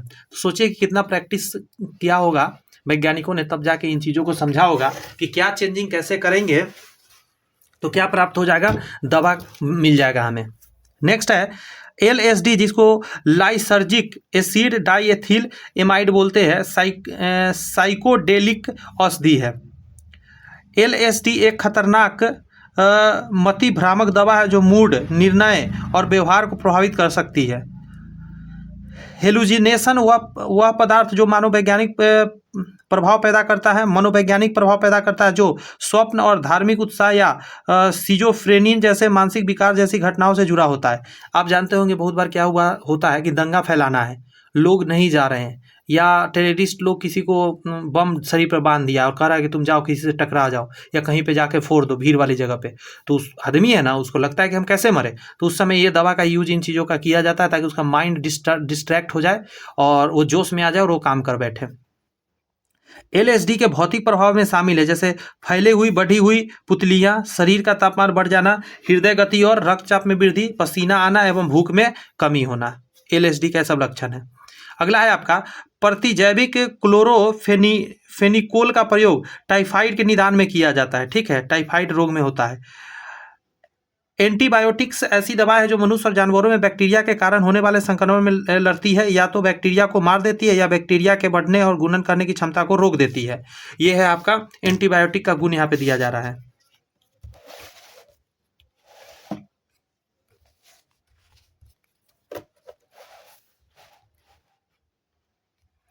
कह रहा टाइफाइड के इलाज के लिए पारंपरिक प्रथम पंक्ति एंटीबायोटिक से क्लोरैफेनिकोल, एम्पिसिलिन एवं कोट्रीमोक्साजोल है। ये सारी दवा का नाम है जो कि आपको टाइफाइड में दिया डॉक्टर देता है। मैं जानता हूँ इन दवाओं को क्योंकि डॉक्टर दिए हैं। टाइफाइड बुखार एक जानलेवा संक्रमण है जो साल्मोनेला टाइफी जीवाणु के कारण होता है। बायोलॉजी का यहाँ क्वेश्चन आ गया लेकिन बहुत इंपॉर्टेंट, डबल स्टार लगाइए। जीवाणु के कारण होता है और नाम भी यहाँ दे दिया है साल्मोनेला टाइफी। यह आमतौर पर दूषित भोजन या पानी से होता है। वेरी वेरी इंपॉर्टेंट, टाइफाइड इस कारण से होता है, मच्छर के काटने से नहीं। एक बार जब साल्मोनेला टाइफी बैक्टीरिया शरीर में प्रवेश कर जाता है तो बढ़ते हैं और रक्त प्रवाह में फैल जाते हैं। इंपॉर्टेंट है यहाँ पे कि एलिटेम कृत्रिम मधुरक है। कृत्रिम मिठास बढ़ाने वाले एजेंट ऐसे रसायन होते हैं जो भोजन को मीठा करते हैं। हालांकि प्राकृतिक मिठास के विपरीत वे हमारे शरीर में कैलोरी नहीं जोड़ते हैं। ये मानव शरीर का नुकसान नहीं पहुंचाते हैं। बात समझ में आ रहा है? इसीलिए आप जान लीजिए जितना मधुमेह वाला रोग बीमारी जिसको हो रखा है उसके लिए यही दिया जाता है, एलिटेम। मैंने देखा एक बार क्या कि मैं एक बड़े से होटल में था, 5 स्टार होटल कह सकते हैं, मतलब वो था ही। उसमें क्या था कि एक ऐसे पैकेट था चीनी का, ये शुगर फ्री लिखा था। इस चीनी का छोटा सा एकदम पैकेट था और जो हम लोग यूज करते हैं शुगर वाला वो इतना बड़ा पैकेट था। इसके तुलना में देखा जाए तो इतना बड़ा पैकेट था। मैंने क्या किया, ये छोटा सा पैकेट लिया, मुझे लगा कि नॉर्मल चीनी होगा, मुझे पहली बार था, आइडिया नहीं था। मैंने ऐसा 2 पैकेट डाल लिया उसमें और फिर भी मुझे लग रहा था मीठा क्या ही होगा। इतना ज़्यादा वो मीठा हो चुका था, इतना ज़्यादा जैसे बड़ा वाला पैकेट मान के चलिए 20-25 डाल दिया हूँ मैंने, इतना हैवी मीठा हो गया। मतलब एक चीनी का जो पैकेट था ना उससे 3 चाय बन रहा था वहाँ पे, सॉरी कॉफ़ी या चाय जो भी बन रहा था वो 3-3 डाल रहे थे, मतलब 1 से 3 में डाल रहे थे, हम थोड़ा थोड़ा डाल रहे थे। सोचिए वो यही रहा होगा। मैंने उस पर उसका वो रैपर रखा था, रैपर मुझे समझ में नहीं, चाइनीज़ भाषा में लिखा पड़ा था रैपर पे, इंग्लिश बस उसका मैन्युफैक्चरर लिखा था, ज़्यादा कुछ नहीं। तो उस समय पहली बार मुझे समझ में आया कि किस तरह कृत्रिम चीनी बनता है। मैं तो उस समय डर गया था कि ये बहुत शरीर को हर्जा करेगा, बट वो शुगर फ्री था, इतना तो उस पर लिखा था। आगे आइए। कृत्रिम मिठास बढ़ाने वाले एजेंट ऐसे रसायन होते हैं जो भोजन को मीठा देते हैं, लेकिन यह प्राकृतिक रूप से विपरीत होते हैं। ये मानव शरीर में नुकसान नहीं पहुंचाते। कुछ कृत्रिम मिठास पदार्थ ध्यान दीजिएगा, इसी समय से कोई पक्का वहाँ रहा होगा, जैसे एस्पार्टेम, सैकरीन, सुक्रोलोज एवं एलिटेम में से कोई हो सकता है। कृत्रिम मिठास करने वाले एजेंट मधुमेह रोगी के लिए उपयोगी होते हैं। सुक्रोज एक डाइसैकेराइड है जो 50% ग्लूकोज और 50% फ्रुक्टोज से बना होता है। यह अल्फा डी ग्लूकोज और बीटा डी फ्रुक्टोज से बना होता है। बात समझे? मैंने ऐसा बोला और यहाँ लिखा भी है वही बात। नेक्स्ट आपका लॉरिल एल्कोहल एंथॉक्सिलेट अनआयनिक अपमार्जक है। नॉन आयनिक डिटर्जेंट पानी में घुलने पर यह डिटर्जेंट आयनित नहीं होते या चार्ज नहीं होते हैं। ध्यान रखने का, यह समान शक्ति वाले क्षार और अम्ल से निर्मित होते हैं, इसलिए न तो ये क्षारीय होते ना ही अम्लीय होते हैं। अगर इसका pH मान 7 होता है। आयनित डिटर्जेंट का एक उदाहरण, अभी इतना बड़ा है पढ़ने दीजिए जरा, सेटिल ट्रीमिथाइल मोनियम ब्रोमाइड है। इस यौगिक का उपयोग बालों में कंडीशनर में किया जाता है। बात समझे? ये जो आपने पढ़ा इसका प्रयोग बालों में कंडीशनर के रूप में होता है। थोड़ा सा ये कितने लिख दे जरा उस कंडीशनर के ऊपर कि ये डाला गया है, पढ़ने में ही 1 दिन लगेगा। आयनिक सरफेक्टेस पर ऋणात्मक आवेश होता है। धनायनिक सरफेक्टेस एक धनात्मक आवेश होता है और नॉन आयनिक सरफेक्टस पर कोई आवेश नहीं होता है। इन विभिन्न प्रकार के सरफेक्टस में अलग अलग गुण, व्यवहार और अनुप्रयोग होते हैं जो उन्हें विशिष्ट उपयोग के लिए उपयुक्त मानते हैं। आगे कहा जा रहा है एस्प्रिन ज्वारनाशी है, बुखार हटाता है। एस्प्रिन के बारे में कहता है एस्प्रिन एसिटाइल सैलिसिलिक एसिड एक दवा है जिसका उपयोग दर्द या सूजन कम करने के लिए किया जाता है। ये इसका सूत्र देख सकते हैं आप। एस्कॉर्बिक अम्ल प्राकृतिक एंटीऑक्सीडेंट के रूप में प्रयोग किया जाता है।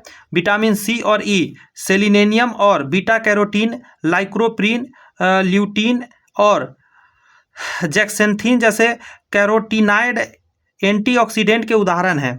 एंटीऑक्सीडेंट एक पदार्थ है जो कोशिकाओं से के मुक्त कणों सामान्य उपचायक के दौरान ऑक्सीकरण की प्रक्रिया द्वारा बनाए गए स्थिर अणु है से होने वाले क्षति से बचाता है। मुक्त कण कैंसर, हृदय रोग, स्ट्रोक और उम्र बढ़ने की अन्य बीमारियों के प्रमुख भूमिका निभा सकते हैं। ब्रोकोली, यहाँ पे ध्यान दीजिएगा, ब्रोकली, पालक, गाजर और आलू सभी एंटीऑक्सीडेंट से भरपूर है। इसी तरह पत्ता गोभी, शतावरी, एवाकाडो, चुकंदर, मूली, सलाद, शकरकंद, साग और केला भी प्रमुख एंटीऑक्सीडेंट के रूप में काम करता है। तो इन सारी बातों को थोड़ा सा याद रखिएगा, इतना महत्वपूर्ण बातें यहाँ पे है आपके सामने।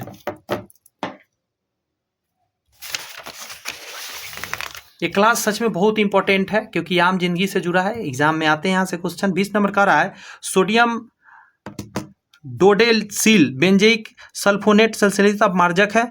डिटर्जेंट की साबुन रहित साबुन भी कहा जाता है क्योंकि इसमें साबुन के सभी गुण होते हैं, लेकिन यह साबुन नहीं है। डिटर्जेंट जिसे सिंथेटिक डिटर्जेंट भी कहा जाता है, लंबी श्रृंखला वाले बेंजीन सल्फोनिक एसिड का सोडियम लवण या लंबी श्रृंखला वाले एल्काइल हाइड्रोजन सल्फेट का सोडियम लवण होता है जिसमें पानी सफाई के गुण होते हैं।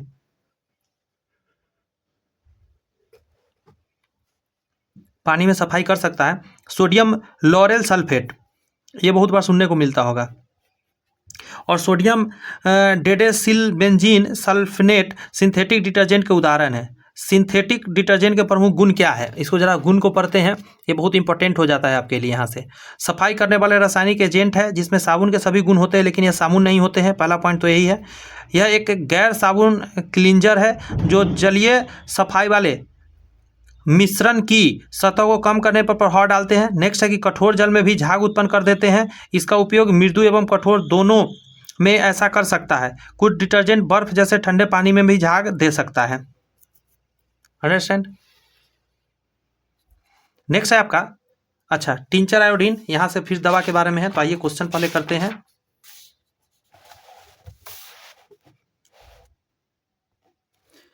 वेरी वेरी इंपॉर्टेंट क्वेश्चन है। टिंचर आयोडीन है, तो अगर आपसे मैं पूछूं कि टिंचर आयोडीन क्या है तो आप कहिएगा यह आयोडीन का एल्कोहलीय विलयन है, यानी सी आंसर हो जाएगा। एल्कोहल में विलयन बनाया जाता है।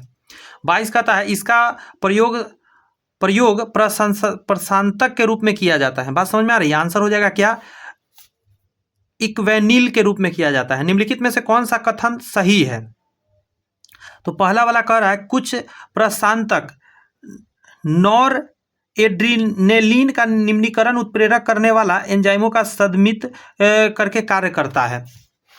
अब क्या है, थोड़ा सा सॉल्यूशन पर चलेंगे तो अच्छे से समझ में आपको।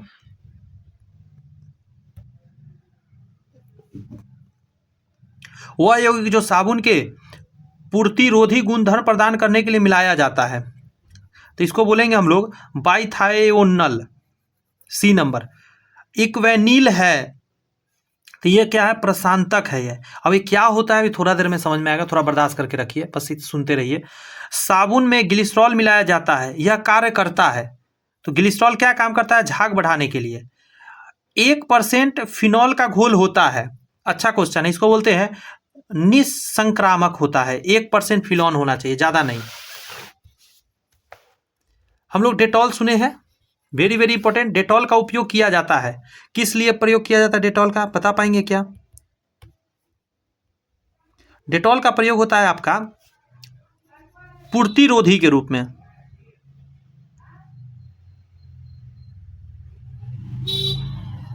पेंट में अत्यधिक अम्ल को बनने से रोका जा सकता है। पेंट में अत्यधिक अम्ल को बनने से, अरे यार पेंट में, वही तो मैं सोचूं पेट में अत्यधिक अम्ल बनने से कैसे रोक सकते हैं?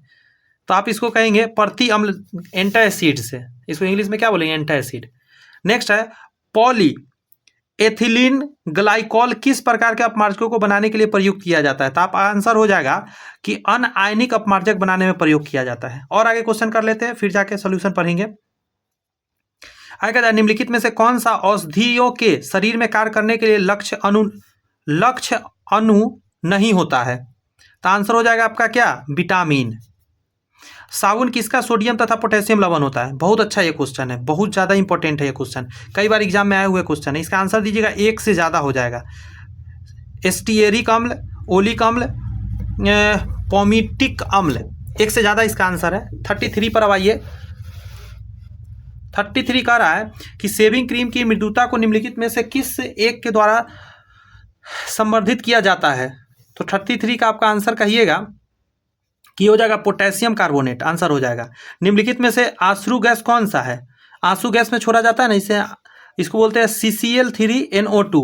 TNT एक है, वेरी वेरी इंपॉर्टेंट, ये दोनों क्वेश्चन था, बहुत ज़्यादा इंपॉर्टेंट। TNT एक क्या है आपको पता होना चाहिए, यह विस्फोटक के रूप में प्रयोग होता है। ट्राई नाइट्रो ट्यूलिन करके होता है इसका फुल फॉर्म। पराबैंगनी किरणों की जांच की जाती है, वेरी वेरी इंपॉर्टेंट, ये सारे क्वेश्चन एकदम इंपॉर्टेंट में से आ जा रहे हैं। क्रूक्स कांच के द्वारा पराबैंगनी किरणों की जांच होती है क्रूक्स कांच द्वारा। इस्पात को रक्त तप्त ताप में निम्न ताप पर गर्म करके धीरे धीरे ठंडा करने के प्रक्रम क्या कहलाता है? बहुत ज्यादा गर्म करके ठंडा करेंगे, इसको बोलते हैं एनिलीकरण। गन पाउडर मिश्रण है, very very important, very very important question है ये। आंसर क्या कहेंगे इसका?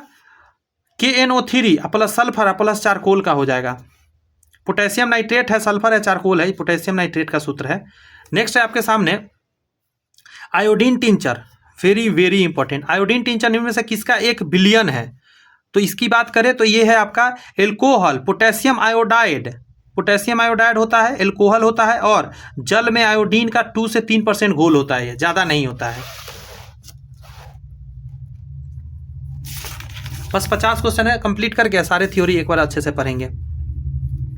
जल में साबुन सॉल के कोलाइड कण होते हैं, ऑप्शन हो जाएगा रीन आवेशित होते हैं। सैकरीन होता है, तो सैकरीन क्या होता है? आप कहेंगे सर ये हो जाता है मीठा करने वाला कारक है, अभी थोड़ा देर पहले पढ़े थे सैकरीन। पीने योग्य जल के लिए जल को शुद्ध बनाने में प्रयोग में आने वाली फिटकीरी इंपॉर्टेंट हो गया, एक बहुत ज़्यादा इंपॉर्टेंट हो गया। रासायनिक दृष्टि में क्या होता है? बहुत सच में इंपॉर्टेंट ये क्वेश्चन। ये आंसर हो जाएगा आपका द्विक लवक होता है, लवणीय। कृत्रिम तौर पर गैसोलीन उत्पाद के औद्योगिक प्रक्रम को क्या कहा जाता है? तो आपका आंसर क्या हो जाएगा? फिशर-ट्रॉप्स, ठीक है, प्रक्रम कहा जाता है। निम्न में से कौन सा पायसीकरण, very very important, very very important, निम्न से कौन सा पायसीकरण इमल्सिफिकेशन वाला चीज है? तो आपका आंसर है साबुन। Calcium hydrogen carbonate CaH, calcium bicarbonate भी बोलते हैं, CaHCO3 का हॉल ट्वाइस के विघटन के कारण जल के अस्थायी कठोरता पानी उबलने से दूर की जाती है। यह इसलिए किया जाता है क्योंकि कैल्शियम हाइड्रोजन कार्बोनेट क्या हो जाता है? अच्छा क्वेश्चन है ये, जान लीजिए। इसको बोलते हैं हम लोग, क्या हो जाता है? उष्मा से अपघटित होकर कैल्शियम कार्बोनेट का अपक्षेप बन जाता है। अब पानी गर्म करते होंगे तो देखते होंगे ऊपर व्हाइट आ जाता है खौलाने के बाद, यही है। आगे कहा जाता है थर्मोप्लास्टिक क्या है? इंपॉर्टेंट क्वेश्चन है ये भी।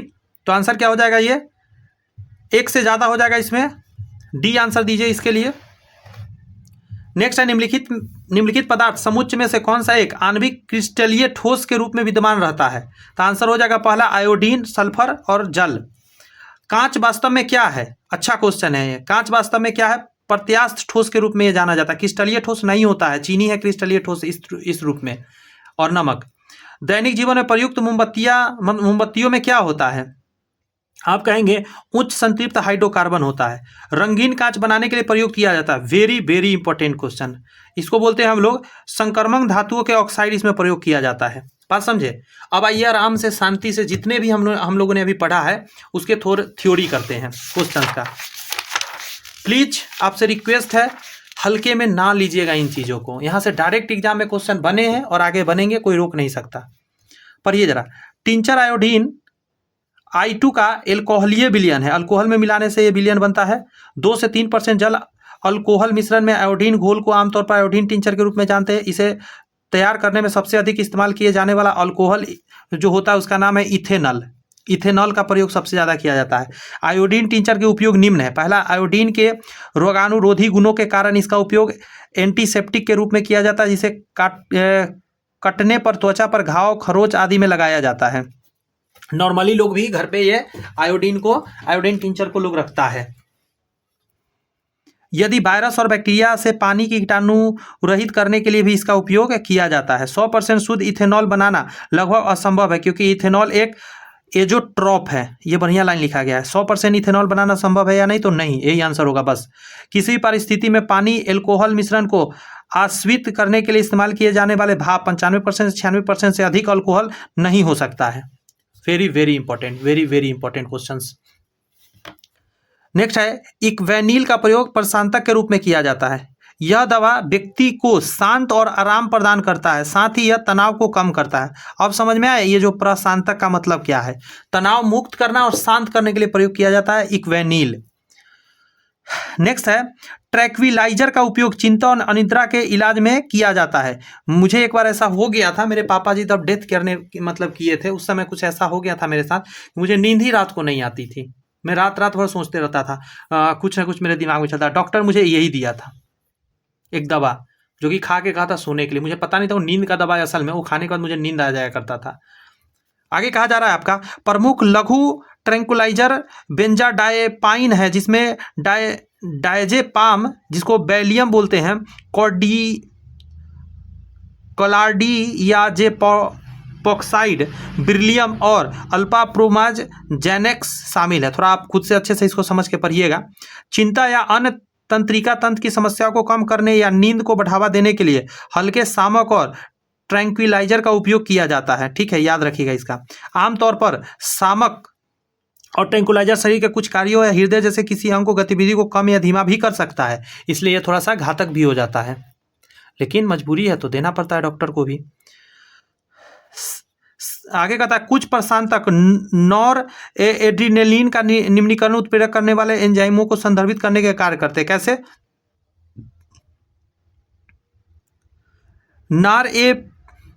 नॉरएपिनेफ्रिन, जिसे नॉरएड्रेनालाइन भी कहा जाता है, एक न्यूरोट्रांसमीटर और एक हार्मोन दोनों भी है। यह शरीर को लरो या उरो प्रतिक्रिया की महत्वपूर्ण भूमिका निभाती है, यानी ये कहाँ एड्रेनलिन को उत्प्रेरित करती है। एक दवा के रूप में नॉरपेनेफ्रिन का उपयोग सीमित और अल्पकालिक गंभीर स्वास्थ्य स्थितियों के रक्तचाप को बढ़ाने और बनाए रखने के लिए किया जाता है। नॉरएपिनेफ्रिन इंजेक्शन का उपयोग गंभीर तीव्र रक्तचाप, अल्पकालिक रक्तस्राव वाले अवसाद रक्तचाप को कम करने के लिए भी किया जाता है। यह यौगिक जो साबुन में प्रतिरोधी गुणधर्म प्रदान करने के लिए मिलाया जाता है वह है बाइथायोनल। सूत्र यहां देख सकते हैं, बाइथायोनल। बाइथोयोनल एक सल्फर युक्त एरोमेटिक रसायन है जिसका उपयोग साबुन में किया जाता है। ठीक है, इसका एक आणविक इस तरीका का होता है C12H6C14O2S सूत्र है। इसका यूपीसी नाम 2,4 डाइक्लोरो 6,3,5 डाइक्लोरो 2 हाइड्रोक्सीफेनिल सल्फानिल फेनॉल है। हालत खराब हो गया कुछ लोग का सुन के, घबराना नहीं, बस सुनिए, क्या करेंगे, सुन के रहिए, अच्छी बात है, थोड़ा सा सुनिए, पढ़िए, समझिए, घबराना नहीं है।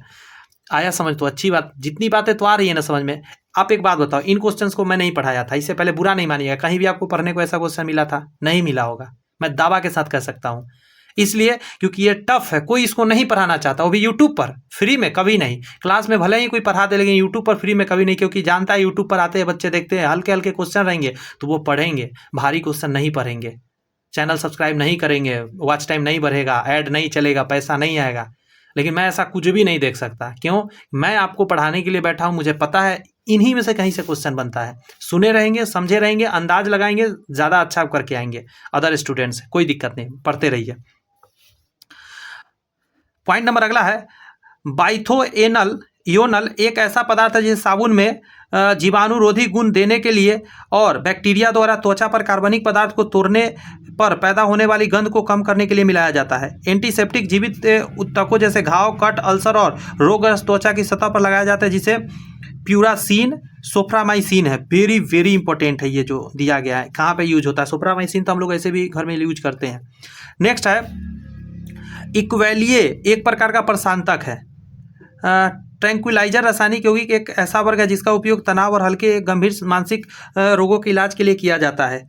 क्यूनेलिन का उपयोग अवसाद और उच्च रक्तचाप को ठीक करने के लिए किया जाता है। सामान्य शामक दवाओं में बर्टिटूरेटर, पढ़िए जरा इसको, बर्टिटूरेट्स, बेंजोडायजेपाइन, गामा हाइड्रोक्सीब्यूटाटाइरेट, GHB जिसको बोलते हैं, ओपिओइड और नींद लाने वाली दवाएं जैसे कि, हाँ ये देखिए, जोलपीडेम, एबियन, यही मेरे को दिया गया था डॉक्टर द्वारा, कह रहा है एस्जोपिलोकोलोन ल्यूनाटे शामिल है। ये दोनों क्या है, नींद के लिए दवा आता है।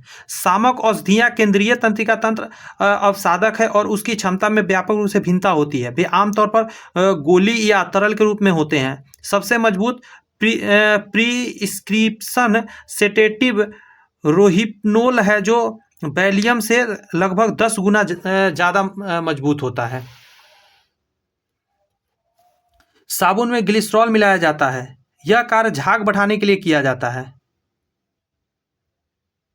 शेविंग साबुन को तेजी से सूखने से बचाने के लिए इसमें ग्लिसरॉल मिलाया जाता है। साबुन के त्वचा के प्रति मित्रवत व्यवहार के गुणों को बढ़ाने के लिए इसमें रोसिन नामक गोंद मिलाया जाता है। यह सोडियम रेजिनेट बनाया जाता है, जो अच्छी तरह झाग निर्मित करता है। ग्लिसरीन हमारी त्वचा की प्राकृतिक नमी को बनाए रखने में मदद करता है। ग्लिसरीन वसा और तेल के हाइड्रोलिसिस से उत्पन्न होता है और बायोडीजल उत्पन्न का एक उप उत्पाद भी है। इसे या तो पशु वसा या वनस्पति स्रोतों से तार या नारियल या सोयाबीन तेल से प्राप्त किया जा सकता है। Very very important point. 1% phenol का घोल निसंक्रामक होता है। फिनॉल एक ऐसा प्रशीतक घोल कीटाणुनाशक में प्रयोग किया जाता है। फिनॉल का 0.2% घोल एक एंटीसेप्टिक होता है, इसलिए उस यौगिक की उच्च सांद्रता शरीर के लिए हानिकारक होती है। निर्जीव चीज़ों पर सूक्ष्म जीवों के मारने के लिए कीटाणुनाशक के रूप में इस्तेमाल किया जाता है। फिनॉल का उपयोग मुख्य रूप से फिनॉल रेजिन के उत्पादन और नायलॉन और अन्य सिंथेटिक फाइबर के निर्माण में किया जाता है। समझ रहे हैं फिनॉल का कहाँ प्रयोग है। इसका उपयोग सिलिमिसाइड रसायन जो स्लाइम्स में बैक्टीरिया और कवक को मारते हैं, एक कीटाणुनाशक एंटीसेप्टिक के रूप में और माउथ वॉश और गले में खराश लेंजेज जैसी औषधि तैयार करने में भी प्रयोग होता है फिनॉल का प्रयोग। डेटॉल का उपयोग पूर्तिरोधी किया जाता है। डेटॉल का उपयोग पूर्तिरोधी में किया जाता है। डेटॉल लिक्विड एंटीसेप्टिक डिसइंफेक्टेड एक प्रभावी पूर्ण केंद्रित एंटीसेप्टिक है। यह बैक्टीरिया को मारता है और उन बैक्टीरिया से सुरक्षा प्रदान करता है जो संक्रमण और बीमारी का कारण बन सकते हैं। इसका उपयोग घाव की सफाई और कीटाणु शोधन के साथ साथ त्वचा की सफाई के लिए भी किया जाता है। क्लोरोक्सिलेनॉल और अल्फा टेरपिनॉल डेटॉल के मुख्य घटक होते हैं। ये याद रखने वाला पॉइंट है। ये क्लोरोकोक्सिलेनॉल और अल्फा टेरपिनॉल डेटॉल का मुख्य घटक है।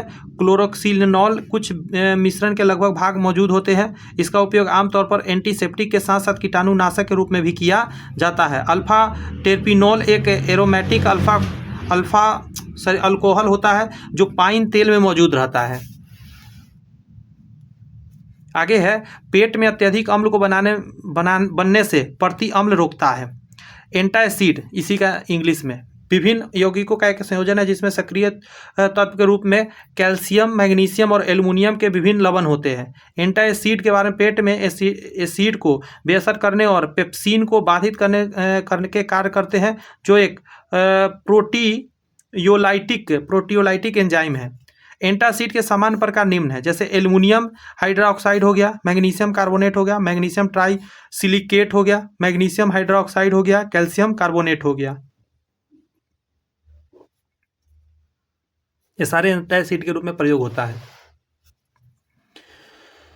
पॉलीएथिलीन ग्लाइकॉल अनआयनिक अपमार्जक को बनाने के लिए प्रयुक्त होते हैं। गैर अनायनिक डिटर्जेंट की संरचना में कोई आयन नहीं होती है। पॉलीइथाइलिन ग्लाइकोल पीईजी औद्योगिक और फार्मास्यूटिकल उपयोग वाला होता है, मतलब डॉक्टर के यहाँ। पीईजी यौगिक हाइड्रोफोलिक को होते हैं, इसीलिए औद्योगिक के रूप में इसका उपयोग कॉस्मेटिक उत्पादों में सरमेक्टेक्ट और इमल्सिफायर, क्लिंजर एजेंट, ह्यूमेटेट और त्वचा कंडीशनर के रूप में किया जाता है। साफ सफाई वाले जितने भी प्रोडक्ट हम लोग यूज करते हैं ना, वहाँ पे इसका प्रयोग होता है। डिटर्जेंट सिंथेटिक व्युत्पन्न है। साबुन पर्यावरण अनुकूलन उत्पाद है क्योंकि वे बायोडिग्रेडेबल है। डिटर्जेंट के यौगिक गाढ़ा झाग बनाते हैं जो जलीय जीवन की मृत्यु का कारण बनता है। साबुन के प्रमुख उदाहरण जैसे सोडियम पामीटेट, सोडियम एसीटेट। डिटर्जेंट के अच्छा, ये दोनों इंपॉर्टेंट लाइन है। डिटर्जेंट के प्रमुख उदाहरण हो गया डिऑक्सीकोलिक एसिड और सोडियम लॉरेल सल्फेट। जितने भी झाग वाले चीज रहते हैं उसमें यही मिला के बनाए हुए रहते हैं। विटामिन औषधि के विटामिन औषधि के शरीर में कार्य करने के लिए लक्ष्य अणु नहीं होता है। विटामिन और खनिज सूक्ष्म पोषक तत्व है, याद रखिएगा, सूक्ष्म पोषक तत्व में आता है विटामिन और खनिज दोनों। इसकी शरीर के सामान्य कार्य की एक श्रृंखला को पूरा करने के लिए आवश्यक होता है। यह सूक्ष्म पोषक तत्व हमारे शरीर में उत्पन्न नहीं होते, ये हमारे द्वारा खाए जाने और भोजन से प्राप्त होते हैं। विटामिन कार्बनिक पदार्थ होते हैं जिन्हें आमतौर पर वसा घुलनशील पानी में घुलनशील के रूप में वर्गीकृत किया जाता है। मनुष्य शरीर को जिन 13 विटामिन की आवश्यकता है वे क्रमशः है, very very important, vitamin A, C, D, E, K और B1, B2, B1 का नाम thiamine, very very important line चल रहा है, थायामीन अभी याद कराया था। B2 का राइबोफ्लेविन, B3 का नियासिन, B5 का पेंटाथोनिक एसिड, B6 का पायरिडॉक्सिन, B7 का बायोटीन, B9 का फोलेट बोलते हैं, B12 का साइनोकोबालामीन बोलते हैं। साबुन एस्टेरिक अम्ल, ओलिक अम्ल, पोमिटेट अम्ल का सोडियम अथवा पोटेशियम लवण होता है। अच्छा, थोड़ा ऊपर करना पड़ेगा। लॉन्ड्री साबुन प्राकृतिक स्रोत के उच्चतर वसा अम्लों के सोडियम लवणों का मिश्रण है। साबुन को एथेनॉल में घोलकर और विलायक के अधिक्य को बाधित कर पारदर्शी साबुन बनाया जाता है। आजकल आता है ना पारदर्शी साबुन भी मार्केट में। संश्लेषित अपमार्जक एरोमेटिक तथा एल्फेटिक सल्फोनिक अम्लों के सोडियम लवण का मिश्रण होता है, इसे साबुन रहित साबुन कहा जाता है। आगे है शेविंग क्रीम, ये इंपॉर्टेंट लाइन है कि शेविंग क्रीम की मृदुता को पोटेशियम कार्बोनेट द्वारा वर्धित किया जाता है, संवर्धित। स्नान करने वाले साबुन उच्च बसीय अम्ल का पोटेशियम लवण होता है, very very important, very very important, साबुन का एकदम इंपॉर्टेंट है ये लाइन। स्नान करने वाला साबुन उच्च बसीय अम्ल का पोटेशियम लवण होता है, साबुन उच्च बसीय अम्ल का पोटेशियम लवण होता है। साबुन को पारदर्शी बनाने के लिए इसे इथाइल अल्कोहल में उबाला जाता है, इथाइल अल्कोहल में। शेविंग सॉप में कुछ मात्रा में ग्लिसरॉल तथा रोजीन मिला दिया जाता है जिससे वह झाग उत्पन्न करे तथा जल्दी सूखे नहीं। एक अच्छे साबुन को निम्न गुण हो सकते हैं, वेरी वेरी इंपॉर्टेंट, इसमें मुक्त क्षार नहीं हो, यह अल्कोहल में विलय हो, इसमें नमी की उपस्थिति 10% अधिक नहीं हो, यह चटकना नहीं चाहिए। समझ रहे हैं चटकने का मतलब? साबुन कभी कभी सस्ता वाला लाएंगे ना, घर पे रखेंगे, कुछ देर पर सूख कर भुरभुरा हो जाएगा, टूटने लग जाता है, नमी उसका खत्म हो जाता है। इसीलिए अश्रु गैस का रासायनिक सूत्र CCl3NO2 है। कुछ अश्रु गैस का रासायनिक नाम क्लोरोएसिटोफिनोन है। क्लोरोएसिटोफिनोन का सूत्र C8H7ClO होता है। जब आंसू गैस आंखों के संपर्क में आती है तो कॉर्निया के स्नायु उत्तेजित हो जाते हैं जिससे आंख से आंसू निकलने लग जाते हैं। आंसू गैस से नेत्र में जलन तथा दर्द होता है अतः अंत में अंधापन भी हो सकता है। क्लोरोपिक्रीन CCl3NO2 एक जहरीली रसायन है। प्रबल अश्रुस्राव होने के कारण क्लोरोपिक्रीन का प्रयोग आंसू गैस के रूप में होता है। समझ रहे हैं? वेरी वेरी इंपॉर्टेंट पॉइंट है ये। ट्राइनाइट्रोट्यूलिन जिसको TNT एक विस्फोटक है, आप इसका सूत्र देख सकते हैं। पराबैंगनी किरणों की जांच क्रूक्स कांच द्वारा की जाती है। यहाँ से कांच के बारे में बहुत अच्छा ये टॉपिक है, आप एकदम गौर से सुनिए क्या क्या है। सबसे पहला है मृदु कांच, ठीक है, सूत्र यहाँ देख सकते हैं। सूत्र इंपॉर्टेंट नहीं है आपके लिए, इसका प्रयोग कांच का गिलास या कांच का ट्यूब बनाने में होता है। 2 4 5 स्टार लगा लीजिए क्योंकि बहुत इंपॉर्टेंट पॉइंट चल रहा है। मृदु कांच, इसका प्रयोग कांच का गिलास या कांच का ट्यूब बनाने में होता है। नेक्स्ट है आपका हार्ड कांच, रासायनिक यंत्र बनाने में प्रयोग होता है। अगला है फ्लिंट कांच, विद्युत बल्ब या प्रकाशीय यंत्र के रूप में किया जाता है प्रयोग फ्लिंट कांच का। नेक्स्ट है जेना कांच, जेना कांच का होता है अम्ल क्षारक प्रतिरोधी कांच के बर्तन बनाने में किया जाता है, जिसका अचार वगैरह रखने के लिए प्रयोग किया जाता है, जेना कांच होता है वो। पायरेक्स कांच, ताप के परिवर्तन से अप्रभावशाली, इसका प्रयोग प्रयोगशाला में बर्तन के रूप में किया जाता है कि गर्म करने पर पायरेक्स कांच भी टूटता नहीं है। जल कांच, आग प्रतिरोधी लकड़ी फिलर के रूप में प्रयोग किया जाता है। नेक्स्ट है क्रूक्स कांच, ये इंपॉर्टेंट है, लेंस के निर्माण में होता है क्रूक्स कांच, ये बहुत इंपॉर्टेंट है, मैं बताता हूँ, ये बहुत इंपॉर्टेंट है। नेक्स्ट है पायरेक्स कांच, बहुत इंपॉर्टेंट है, ये भी इंपॉर्टेंट है। जेना कांच, फ्लिंट कांच इंपॉर्टेंट है। हार्ड कांच, हार्ड कांच उतना नहीं है लेकिन ये मृदु कांच इंपॉर्टेंट है। ऐसे करके ये कांच के बारे में समझ सकते हैं आप।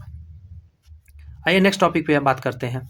यहाँ कहा जा रहा है इस्पात को रक्त तप्त से निम्न तप तक गर्म करके धीरे धीरे ठंडा करने का प्रक्रम को हम लोग एनिलीकरण यानी एनिलीनिंग करते हैं। इस्पात को कठोर बनाने के लिए इसमें कार्बन की मात्रा बढ़ाया जाता है। स्टील वगैरह बहुत कठोर होता है, इसीलिए देखिए मैग्नीज स्टील, मैग्नीज कार्बन होता है इसमें, निकल स्टील में निकल कार्बन होता है, क्रोमियम स्टील में क्रोमियम कार्बन होता है, टंगस्टन स्टील में टंगस्टन कार्बन होता है, क्रोम वेनेडियम स्टील में क्रोमियम और वेनेडियम होता है। बात समझे, स्टील कई तरह का होता है। थोड़ा देर बस सेशन और बचा है, मुझे पूरा विश्वास है बेहतरीन लगा होगा आपको ये सेशन। मन नहीं लगा होगा लेकिन एग्जाम में मन लगेगा, जब रिजल्ट आएगा नौकरी होगा अपने आप मन लगेगा, निश्चिंत रहिए। गन पाउडर मिश्रण है KNO3 plus sulphur plus charcoal का, पोटेशियम नाइट्रेट, सल्फर और चारकोल का। गन पाउडर विस्फोटक का कार्य करता है, वह पदार्थ जिसके दहन से अत्यधिक उष्मा और तीव्र ध्वनि पैदा करती है। TNG जो कि ट्राइनाइट्रोग्लिसरीन कहा जाता है, यह एक रंगहीन तैलीय द्रव है जो डायनामाइट बनाने में काम में आता है। TNT अभी हमने देखा ट्राइनाइट्रोफिनॉल है, इसको कहा था, यह पिक्रिक अम्ल के नाम से भी जाना जाता है, यह भी एक विस्फोटक है। RDX नाम सुने ही होंगे, को रिसर्च एंड डेवलपमेंट एक्सप्लोसिव कहते हैं, रिसर्च एंड डेवलपमेंट एक्सप्लोसिव कहते हैं। इसे USA में साइक्लोनाइट, जर्मनी में हेक्सोजोन एवं इटली में T4 कहा जाता है। बात समझ में आया, अलग अलग जगह पे इसका अलग अलग नाम भी डाला गया है। Iodine tincture alcohol, potassium iodide एवं जल का आयोडीन के रस 3% घोल के साथ बनाया जाता है, ये भी हम लोगों ने देखा था। यह C2H5OH प्लस जल में 2 से 3% आयोडीन का घोल होता है। आयोडीन टिंचर एक कमजोर आयोडीन विलयन है, इसका प्रयोग घाव को साफ करने में किया जाता है। आयोडीन टिंचर 2 से 3% पोटेशियम आयोडाइड या सोडियम आयोडाइड होता है, जिसे अल्कोहल एवं जल के साथ घोल दिया जाता है। यह प्रमुख एंटीसेप्टिक के रूप में काम करता है। जल में साबुन सॉल ऋणात्मक होता है, ये बहुत इंपॉर्टेंट है, बहुत ज़्यादा इंपॉर्टेंट ये लाइन है, इधर भी स्टार लगाओ। जल में साबुन सॉल का ऋणात्मक इलेक्ट्रॉन होता है। साबुन उच्च कार्बोक्सिलिक अम्लों का लवण होते हैं, यह विलयन में आयनित होकर ऋण आवेशित मिसेल का निर्माण करते हैं। RCOO ये इसका सूत्र दिया गया है, आगे समझिए। साबुन उच्च बसीय अम्ल का सोडियम या पोटेशियम लवण होता है। उच्च बसीय अम्ल का सोडियम लवण युक्त साबुन कठोर साबुन होता है। उच्च बसीय अम्ल युक्त पोटेशियम लवण युक्त साबुन मुलायम साबुन कहलाता है। साबुन के निर्माण की प्रक्रिया में ग्लिसरॉल उपोत्पाद के रूप में निकल जाता है। सैकरीन मीठा करने वाले कारक है।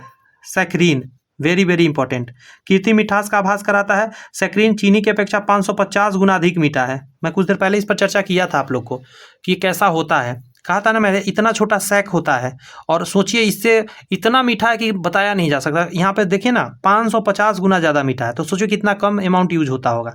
सैकरीन का उपयोग पेयों, कैंडी, कुकीज, दवाओं का दंत मंजन आदि में मीठा करने के लिए किया जाता है। सैकरीन का उपयोग मधुमेह रोगियों के लिए चीनी के स्थान पर किया जाता है। एल्फेटिक हाइड्रोकार्बन एक कार्बनिक यौगिक है जिसमें कार्बन और हाइड्रोजन श्रृंखला शाखित रूप में मौजूद होता है। यहाँ पे समझिएगा, पीने योग्य जल के लिए जल को शुद्ध बनाने में प्रयोग में लाने वाला फिटकिरी रासायनिक दृष्टि से द्विक लवण होता है। फिटकिरी का रासायनिक नाम पोटेशियम एल्यूमिनियम सल्फेट होता है। पोटेशियम एल्यूमिनियम सल्फेट होता है। फिटकिरी को पोटास एलम, ये इंपॉर्टेंट लाइन है, फिटकिरी को पोटास एलम या केवल एलम के नाम से भी जाना जाता है। फिटकिरी का रासायनिक सूत्र ये है जो कि एग्जाम में नहीं आएगा। पोटेशियम के प्रकार, ये इंपॉर्टेंट लाइन है, पोटेशियम एलम, अमोनियम एलम और क्रीम एलम के रूप में हम लोग जानते हैं। आगे है कि कृत्रिम तौर पर गैसोलीन उत्पाद के औद्योगिक प्रक्रम को फिशर ट्रांस प्रक्रम कहते हैं। इस प्रक्रिया में जल गैस को गर्म कोल के ऊपर भाप प्रवाहित करके उत्पन्न किया जाता है। पुनः हाइड्रोजन की अधिकता में 473 से लेकर 523 केल्विन तथा 1 से 10 बार दाब कोबाल्ट तथा निकेल के उपस्थिति में इसे गर्म करके पेट्रोल प्राप्त भी किया जा सकता है। बात समझ में आ रही है? कहता है ऑक्टेन संख्या द्वारा पेट्रोल की गुणवत्ता ज्ञात की जाती है। ऑक्टेन संख्या 0 से 100 तक मापी जाती है। गैसोलीन की ऑक्टेन संख्या 80 होती है। हवाई जहाज में प्रयुक्त ईंधन ऑक्टेन संख्या 100 होती है। ये सब इंपॉर्टेंट लाइन है। आगे कहता है साबुन एक पायसीकरण है, ठीक है, 2 या 2 से अधिक अमिश्रीय तरल पदार्थ को बना पायस कहलाता है। एक से ज़्यादा तरल पदार्थ आपस में मिल जाता है ना, जो मिल नहीं रहा है आपस में लेकिन आप जौरे है, तो उसको हम लोग पायसीकरण बोलते हैं। साबुन उच्च बसीय अम्ल का सोडियम या पोटेशियम लवण है, ठीक है। बसीय अम्ल सोडियम हाइड्रोक्साइड या पोटेशियम हाइड्रोक्साइड, साबुन प्लस ग्लिसरॉल, साबुन के बाद ग्लिसरॉल उपोत्पाद के रूप में बन जाता है।